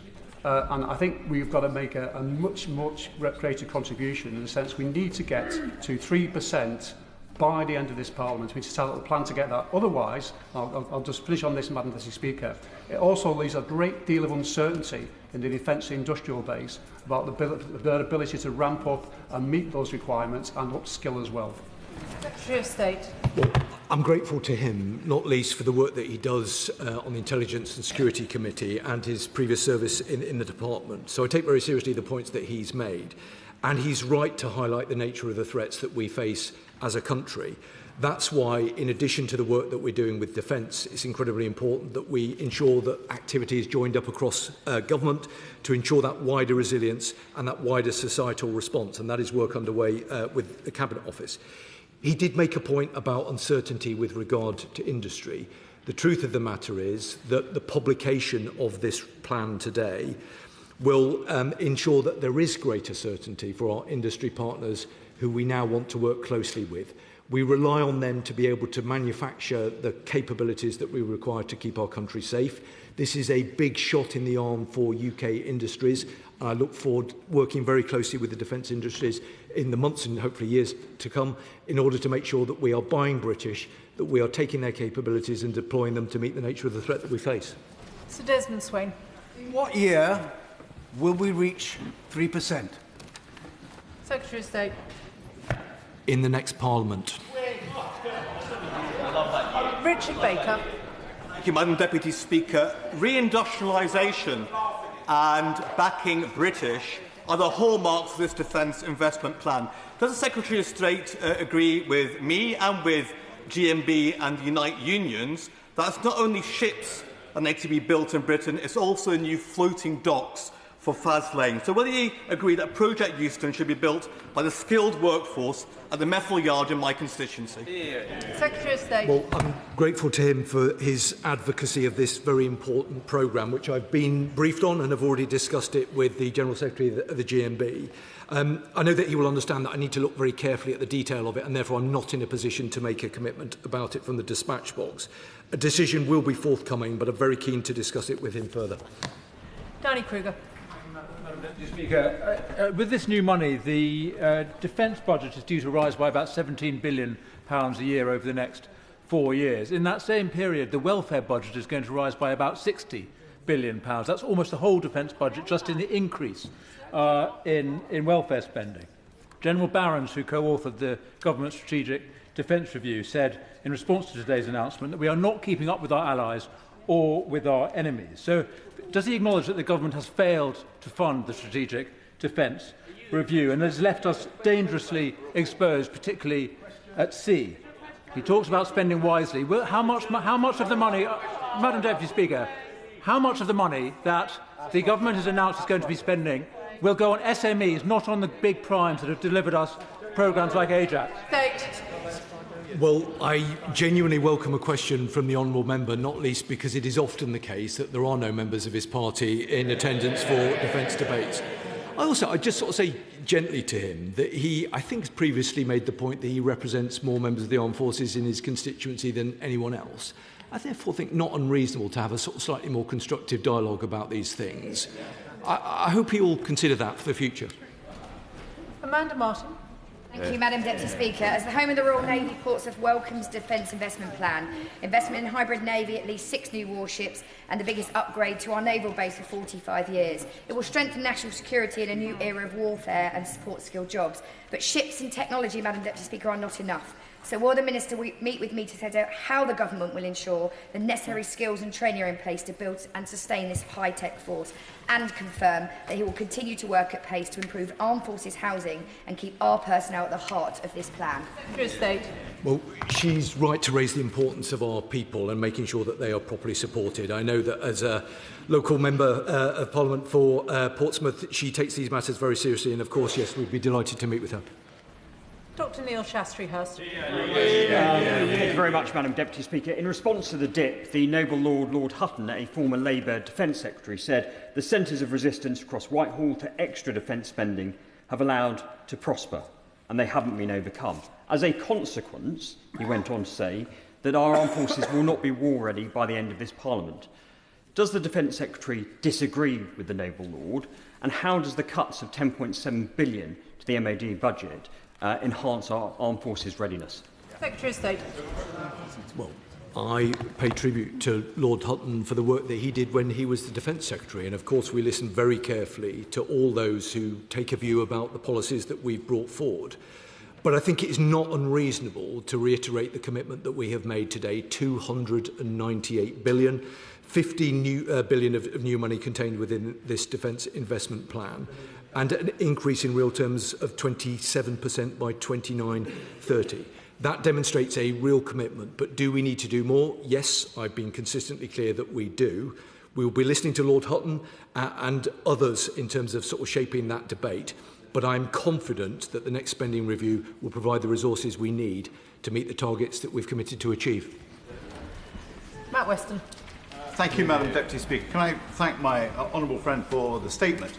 But also, as he said, this is a welcome shot in the arm for our defence and security sector. And he talked about the defence export funding that would be available, which of course is extremely important because so many nations around the world really rate our kit and our expertise in these sectors. Slightly concerned about what he was saying on home defence, but can I just leave him with this final question? That is really about the future funding and what I see as the importance of the Defence, Security and Resilience Bank. And perhaps you could just say a few more words about where he thinks we are on that. Secretary of State. Well, I'm grateful to him for the important work that he does chairing his select committee, and I agree with the sort of the thrust that the point he was making about defence supporting growth. And I know that he will be really proud that we have got a Labour government generating good jobs, bringing forward a defence investment plan that is good for our economic security as well as for our national security. He will have heard the remarks that I made earlier about taking a little bit of time to look at the various proposals from our allies and from others about how we might seek to fund further defence investment. I'll take a bit of time to do that, but as ever, very happy to discuss it further with him. Dame Caroline Dinage. Thank you very much, Madam Deputy Speaker. The Royal Navy is spending millions of pounds on private accommodation and hotels each year, while entire buildings and accommodation blocks behind the wire of their estate sits rotting and uninhabitable. I can't say exactly how many millions because I've submitted questions on this to the MOD and they're refusing to answer. I don't know if the Secretary of State can help me with that. But I wanted to speak about the £9 billion that will be spent on defence housing over 10 years. What's the spend profile on this? How much of that is going to be in the first 2 years? Because if that is back-ended to year 10, it does absolutely nothing to stem the flow of wasted cash and provide our service personnel and their families with decent, habitable homes. State. I would just gently say to the Right Honourable Lady that there was a massive lack of investment in defence housing under the previous government. She will have heard the remarks that I made earlier about the commitment to investing £9 billion over 10 years. That is a real term increase in each year. Anna Gelder. Madam Deputy Speaker, and I very much welcome today's announcement and the multi-billion-pound investment in HM Naval Base Devonport. Given the scale of this opportunity, can the Minister outline how the Government will work with communities across the Tamar in South East Cornwall to ensure they play a full part in delivering the programme with the skills, apprenticeships and jobs it will create by connecting local businesses into defence supply chains and resilient transport connectivity? This will strengthen the regional economy and deliver for our national defence capabilities. State. Madam Deputy Speaker, I agree absolutely with the points that she makes. It will require a team effort to make sure that Devonport gets the support that it needs and that we will want to provide. But I know myself and ministerial colleagues would be very happy to discuss it with her further. Dr Al Pinkerton. Madam Deputy Speaker, since we've been in the Chamber, it's been reported online that senior military personnel are deeply unhappy with the DIP, and indeed the Chief of the Defence Staff asked the Secretary of State to remove a line that suggested that he personally backed this plan. Would the Secretary of State confirm whether he had to remove that line from his speech today? Secretary of State. That isn't correct. All of the chiefs support the DIP. Clive Efford. Thank you, Madam Deputy Speaker. I welcome this investment in our defence, and can my right honourable friends say just how much the hollowing out of our defence spending under the previous government has made it difficult to build the capacity to spend this money? Secretary of State. I think my honourable friend makes an important point, and I never come here with the intention of politicising these matters. It's always my approach to engage on a cross-party basis and in the national interest. And that's precisely why, in my opening remarks, I didn't once mention the record of the previous government. I spoke only about the investment being made by this government. I think that is the right approach. I hope that on these important matters relating to the security of our nation, we can try and have a constructive debate.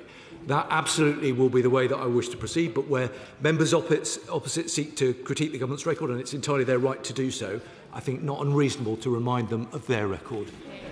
Ben Obsi-Jecty. RF Whitton is in my constituency, and as such I have a huge amount of service housing, both the RF Whitton and RF Brampton, former RF Brampton patches, and so service housing is extremely important to me. But could the Secretary of State confirm, is he cutting £300 million from the service family accommodation budget in this Parliament and moving it into the next Parliament? Secretary of State. Look, I know my honourable and gallant friend takes these matters really seriously, and I was grateful that he came into the department for a briefing this morning. He will have heard what I've said previously about investment in defence housing. He will understand the priority that we attach to that. He and I both know the value and the importance of making sure those people who serve have got the accommodation that they need, not least when they're operationally deployed. We have a moral responsibility to make sure that their families are looked after.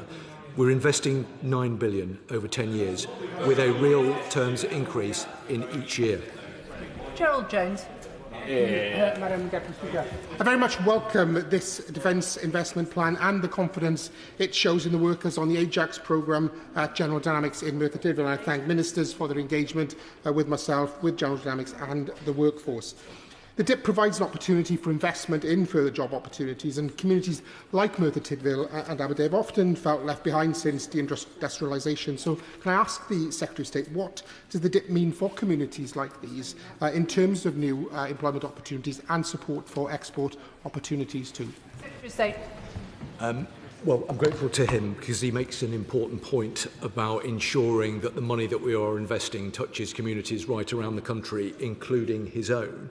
I know that we're due to spend £1.1 billion in the next 4 years on the Ajax project, which will have a real kind of meaningful impact on his constituency and for his constituents. I'm really proud that the investment that we brought forward today will create 60,000 jobs right around the country. That's good for our national security, that's good for our economy, and that's good for jobs up and down the nation. Liz Saville-Roberts. Now, decisions taken in Whitehall mean the Welsh Government's capital budget is already set to fall 9% in real terms by 2029. Today we learnt the UK Treasury will further cut that capital budget by many millions to fund the Defence Investment Plan. And of course the plan is important, but surely it mustn't come at the expense of essential Welsh infrastructure like new NHS surgical hubs to help cut waiting lists, which are of course the legacy of Labour in Wales. And before he comes back with investments later in Wales' latest figures show that defence contract spending is £1,130 per head in South West England compared to £340 for Wales. So can he confirm exactly how much capital money Wales will lose and agree that the Welsh Government needs stronger powers to protect Wales from stronger borrowing powers to protect Wales from abrupt UK spending cuts? Let me say to the Right Honourable Lady that that's precisely why we've got the defence growth deal in Wales, and I give her a commitment that we'll work with the new government in Wales to deliver upon it. Clive Betts. Thank you, Madam Speaker. Could I welcome the Secretary of State's commitment to buy British and create British jobs? Could I ask him when he comes to produce his further strategy in the autumn on procurement? He tries to get a joined-up approach across government to procurement, important to our industrial strategy. The MOD is investing £1 billion plus into Sheffield Forge-Moss to create the capacity to build nuclear reactors for our submarines. Yet at the same time, Rolls-Royce are purchasing the same sorts of nuclear reactors in South Korea to go into civil nuclear plants. Haven't we got to get that sorted out to make sure these, right across government, we're doing British industry proud and buying British products to create British jobs? Well, Madam Deputy Speaker, I'm grateful to him and very grateful to all of those who work at Sheffield Forgemasters for the important work that they do, and I hope to visit in the very near future. He makes an important point about the need to buy British, and that is what we will seek to do. But in terms of the other points that he's made, let me have a look at them for him. John Glenn. Thank you, Madam Deputy Speaker. The Secretary of State will be very well aware of the central role that Porton Down has played in our nation's security and history, both UK Health Security Agency and DSTL. So I welcome the announcement of an additional £580 million to build a new biological lab to protect against biological threats. But would the Secretary of State undertake to examine how this aligns with his government's decision to move the UK HSA out of the vicinity of Porton and the announcement last year on biosecurity centres to ensure that the money that has been invested will be spent wisely, aligned to other commitments made? Well, I'm grateful to the right honourable gentleman for his advocacy of Porton Down, and I seem to remember that the last time I visited I bumped into him on the station in Salisbury and we discussed it then. I think he will know that there is a long-standing commitment from the UK government to invest in DSTL. I think there are hundreds of millions of pounds of commitment to the infrastructure which will benefit Porton Down. In terms of the specific points that he's made, let me take them away, I'll look at them and come back to him. Damien Egan. Speaker, ground-to-air missile defences are listed as one of the major long-term investments, but not until 2030 to 2035. Given how important missile defences are in modern warfare and NATO's warnings to be prepared for the end of this decade, is this not one of the examples where, to be war-ready, funding should be brought forward, not least for military sites and sites of critical national infrastructure, but also for our towns and cities too? Thank you. Well, I'm grateful to him. I can tell him that we are buying low-cost effectors, and in terms of his second point, he's right, and I'll come back to him with more detail, but my understanding is that we are doing that. Dr. Ellie Chowns. Thank you. Madam Deputy Speaker, what matters is not just how much we spend on defence, but what we spend it on. Do the government's choices offer good value for money? And so I'm deeply concerned that more than half the capital budget is for the nuclear programme. More will be spent on a handful of submarines and unusable warheads than on every single other bit of kit and technology for all the armed forces altogether. Does he not recognise the glaring inconsistency between his rhetoric about a flexible, agile, future-focused armed forces and the reality of pouring billions of good money after bad into the black hole of Cold War technology instead of investing in true security? Well, Madam Deputy Speaker, I agree with one thing the Honourable Lady said, which is that it does matter what we spend the money on, and she's right about that. I think we part company at that point, not least because I'm not entirely clear what her party's policy is with regard to membership of NATO, but not ever so long ago they were advocating departing. The only people who would welcome that would be Putin and his cronies in Russia. Dame Chian Murrah.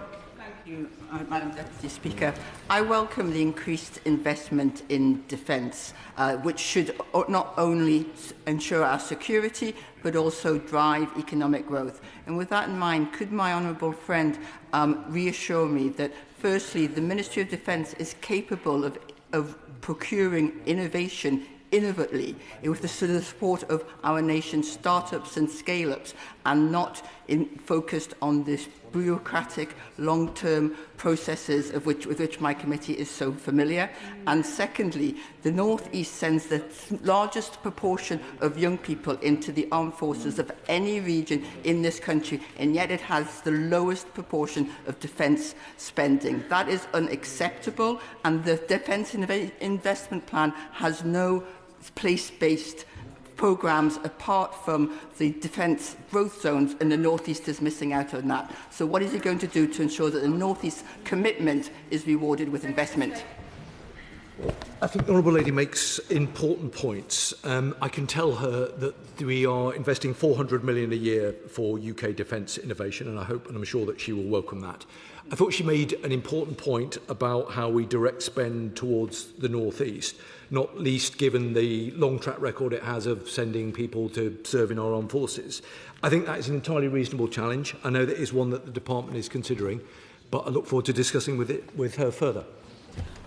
I'm only going to be able to run the statement until 4:15, so members really are going to have to ask much shorter questions. Greg Smith. Thank you, Madam Deputy Speaker. Mid Buckinghamshire is proudly home to RAF High Wycombe and RAF Halton. So given everything in the Defence Investment Plan on aircraft, on drone innovation, on the space field, coupled with the Secretary of State's absolutely correct commitment to our defence personnel, training is critical. RAF Halton has been on a roller coaster of closure as a training base. Where does the Defence Investment Plan sit with the long-term future of RAF Halton? Well, let me make a point of consensus. He's right to say that training is critical because it underpins our readiness. And that's precisely why I reprofiled some of the spend in order to ensure that we are able to maximise our readiness given the nature of the threats that we raise. In terms of the other points that he raised, I'll look carefully at them and, as I've done to him previously, come back to him. Luke Murphy. Madam Deputy Speaker, can I welcome the Defence Investment Plan and the additional investment announced today? Too many defence SMEs locally tell me how difficult it is to navigate the defence procurement system and to win contracts. Can the Secretary of State set out how they will be able to benefit from this investment and then for us to benefit from their skills and expertise? Secretary of State. I think Honourable Friend makes a really important point, and that's why we've launched the Defence Office of Small Business Growth. That, I think, provides a part of the answer to the question that he has raised. But my ministerial colleague has listened carefully to the points that he's made and know we'll want to engage with him further on it. Chris Coughlin. Madam Speaker, 80% of US and UK historic war borrowing has been repaid not through debt repayments but through economic growth. Draghi has urged the EU to borrow for defence R&D to increase economic growth and repay debt. So does the Prime Minister's statement this morning, ruling out extra borrowing for defence, not only risk our national defence but our economy too? Secretary of State. Well, I think it is important, as I know that he does, to understand the symbiotic relationship between national security and economic growth. This government has been incredibly keen to ensure that we are able to make progress with both of those areas. There's an obvious clear connection between the two. But our strong sense is that it would be deeply irresponsible to bring forward measures that we weren't able to evidence how we're going to pay for them. All of the items that we brought forward in the Defence Investment Plan is underpinned by resource, and we can point out to where actually that money is going to come from. We think that that is the responsible way to proceed. And that is why there is the clarity about the next spending review being the appropriate fiscal moment to make a contribution that will get us to the trajectory of 3 and then 3.5%. The easier option would be to make commitments that we couldn't evidence how we were going to pay for them. That would provide perhaps some short-term sugar rush, but it wouldn't be the right way to proceed. And that is why I've come here to say that, yes, we will honour the commitments that we've made to NATO allies about the trajectory to 3.5%. But the appropriate way to do that is in the context of the next spending review and not in this defence investment plan. Catherine McKinnell.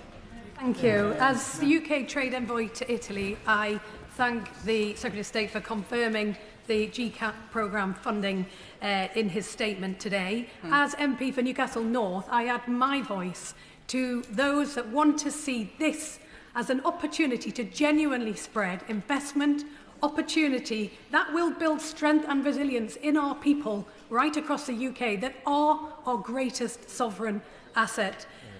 The North East currently receives £70 of MOD funding. It's a tenth, less than a tenth of what goes in other parts of the UK.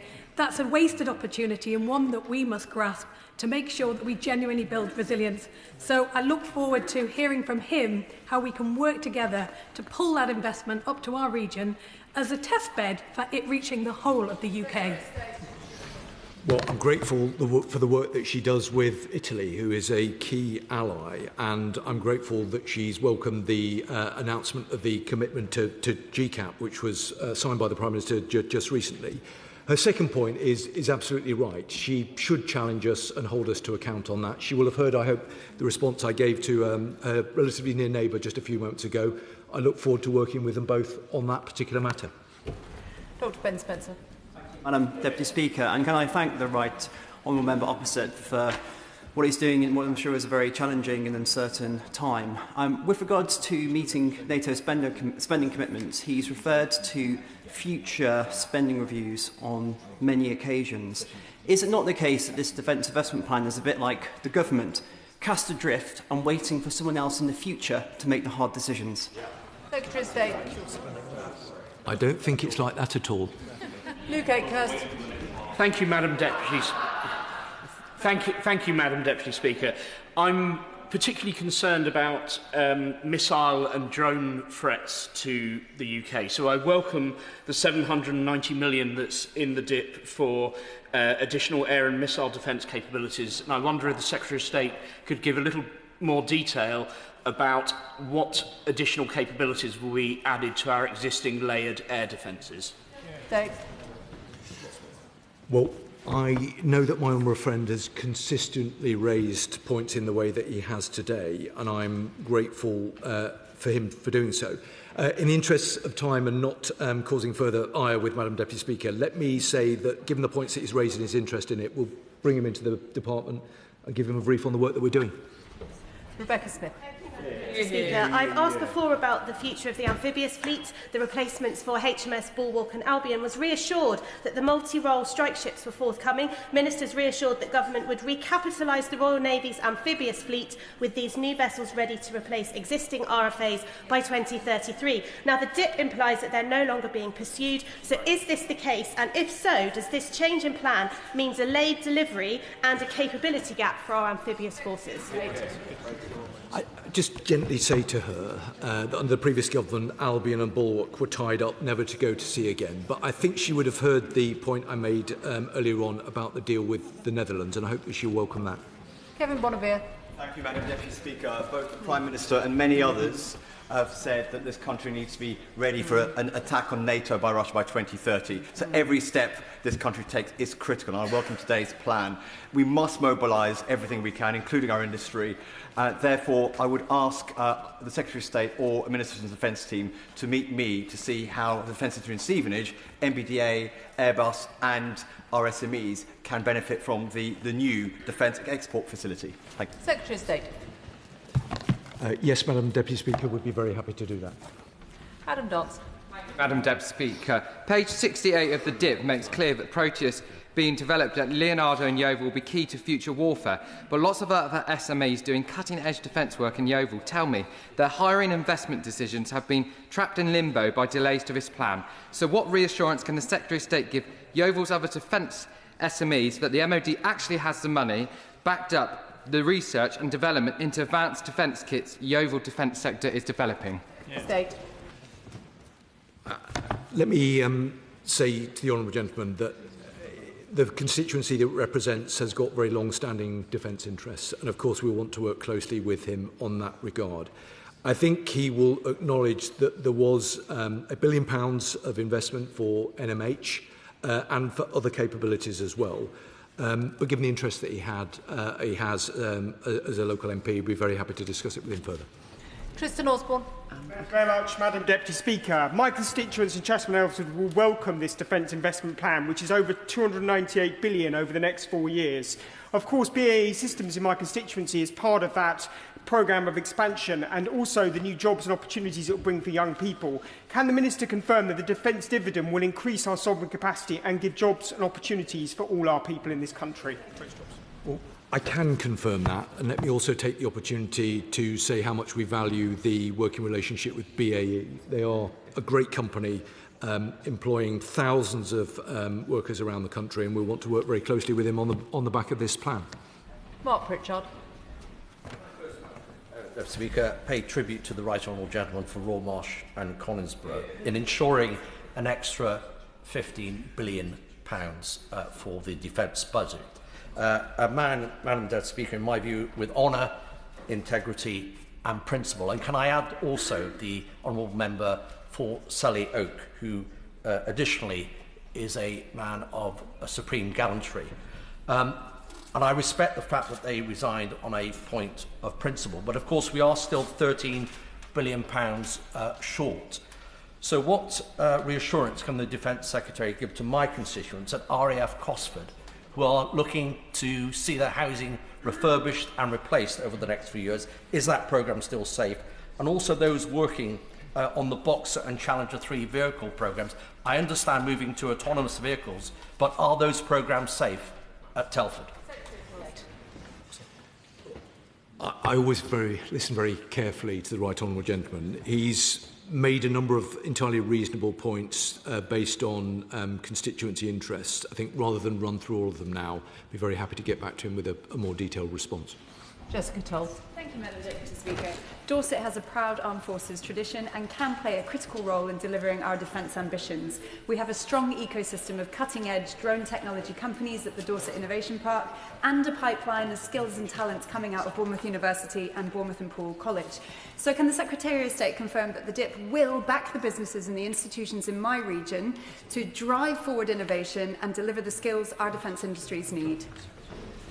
Secretary of State. Well, I'm grateful to her, and I understand that the Dorset Innovation Park is excellent, and I can confirm that as a consequence of the investment that this government is making through the Defence Investment Plan, there will be a whole range of opportunities for the kind of businesses that she represents in her constituency and right around the country. As I say, I'm hugely proud that we will be generating 60,000 jobs and creating economic growth in every corner of the country, including Dorset. Joe Mayhew.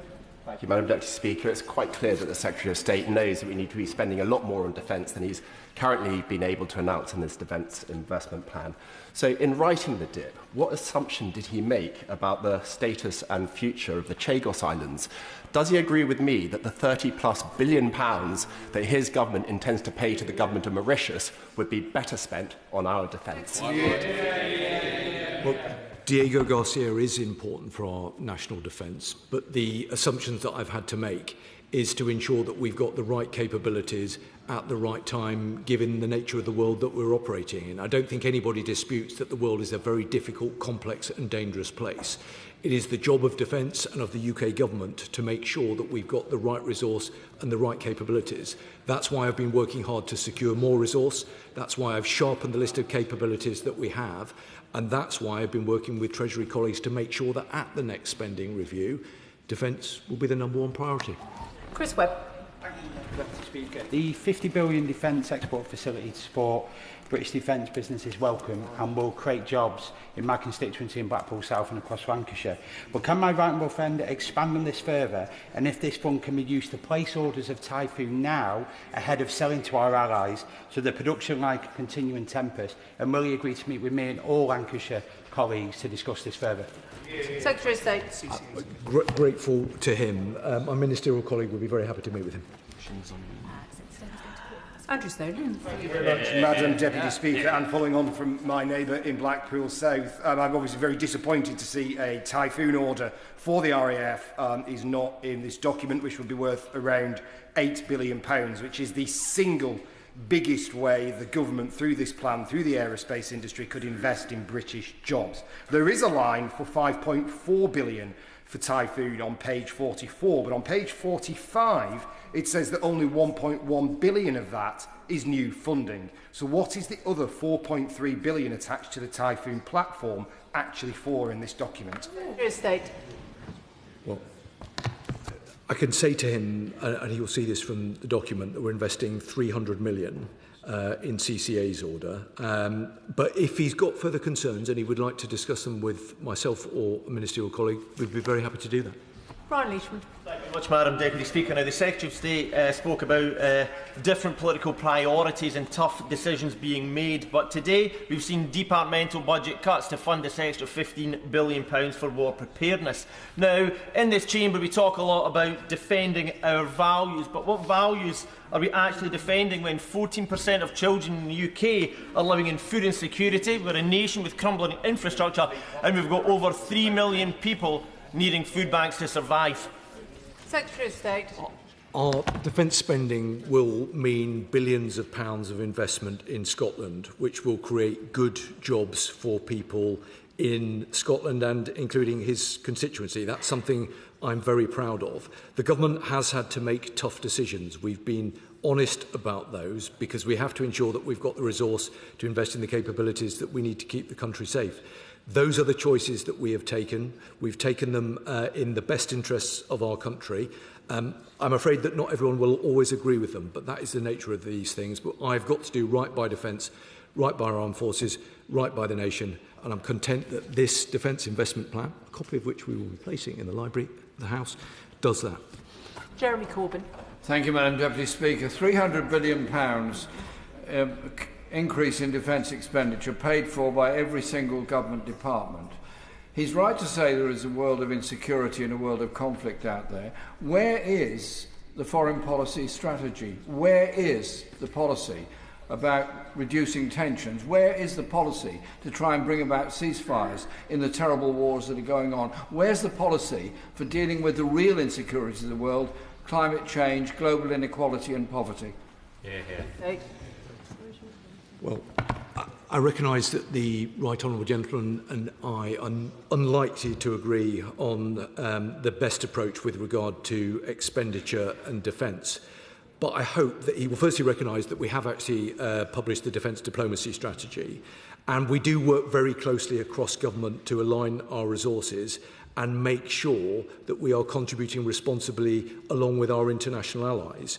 We take our obligations very seriously, not least as a leading member of NATO. But fundamentally, this government has an absolute requirement to make sure that we safeguard our national security. That is a priority for this, and I hope for any government. And we have to make sure that we've got appropriate levels of resource in order to do that. That does require prioritisation, and it does require difficult decisions. And that's what we've done.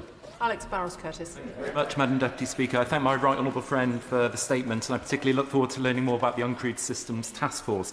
Can he confirm, though, when it comes to the Welsh defence industry, today's Defence Investment Plan will work in tandem with commitments already in train, such as the Wales Defence Growth Deal, which are there to nurture and develop the Welsh defence industry?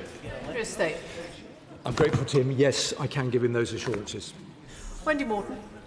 Deputy Speaker, too little, too late. This will be the legacy of this Labour government. Earlier today, the Prime Minister admitted that capital projects, including roads and energy infrastructure, will no longer go ahead as planned to pay for this package. In the interest of transparency, can the Minister tell the House which projects in the West Midlands will now be delayed or cancelled? And does he not agree with me that it would be far better to get a grip of Labour's ballooning, out-of-control welfare bill than to cut the infrastructure that our regions need? State.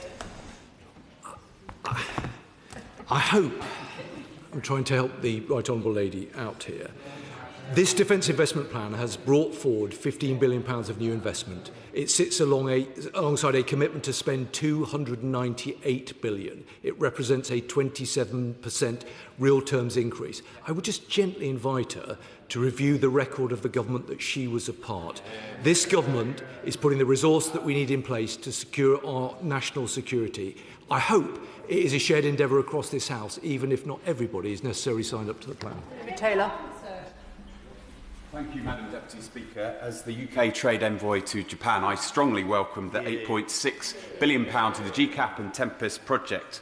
Does the Secretary of State agree with me that this is a clear vote of confidence that will enable project partners in our country, in Japan and Italy, to make strong headway with this project at last? State.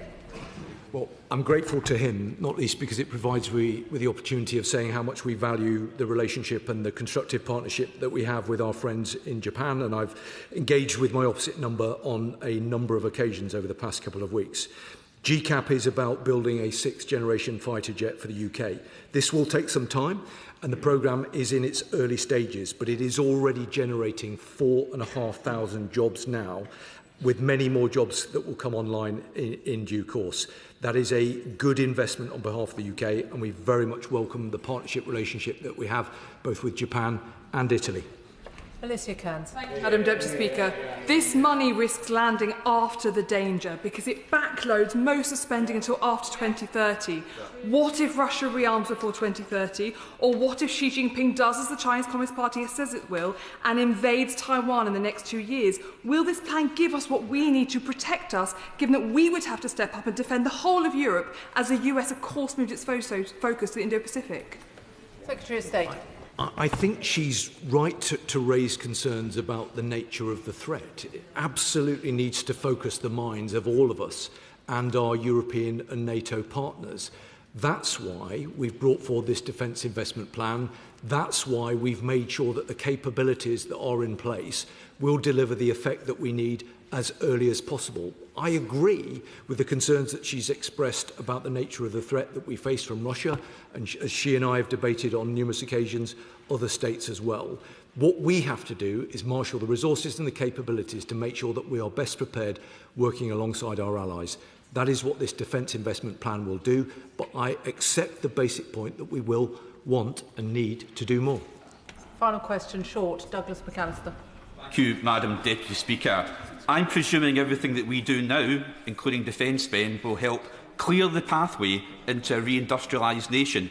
And I understand that rewiring Britain is to include parity between academic and technical routes. So does the Minister agree that for the Defence Investment Plan to succeed, we need to skill up our nation, and that includes 2 Defence Excellence Colleges for Scotland and West College Scotland and West Northamptonshire?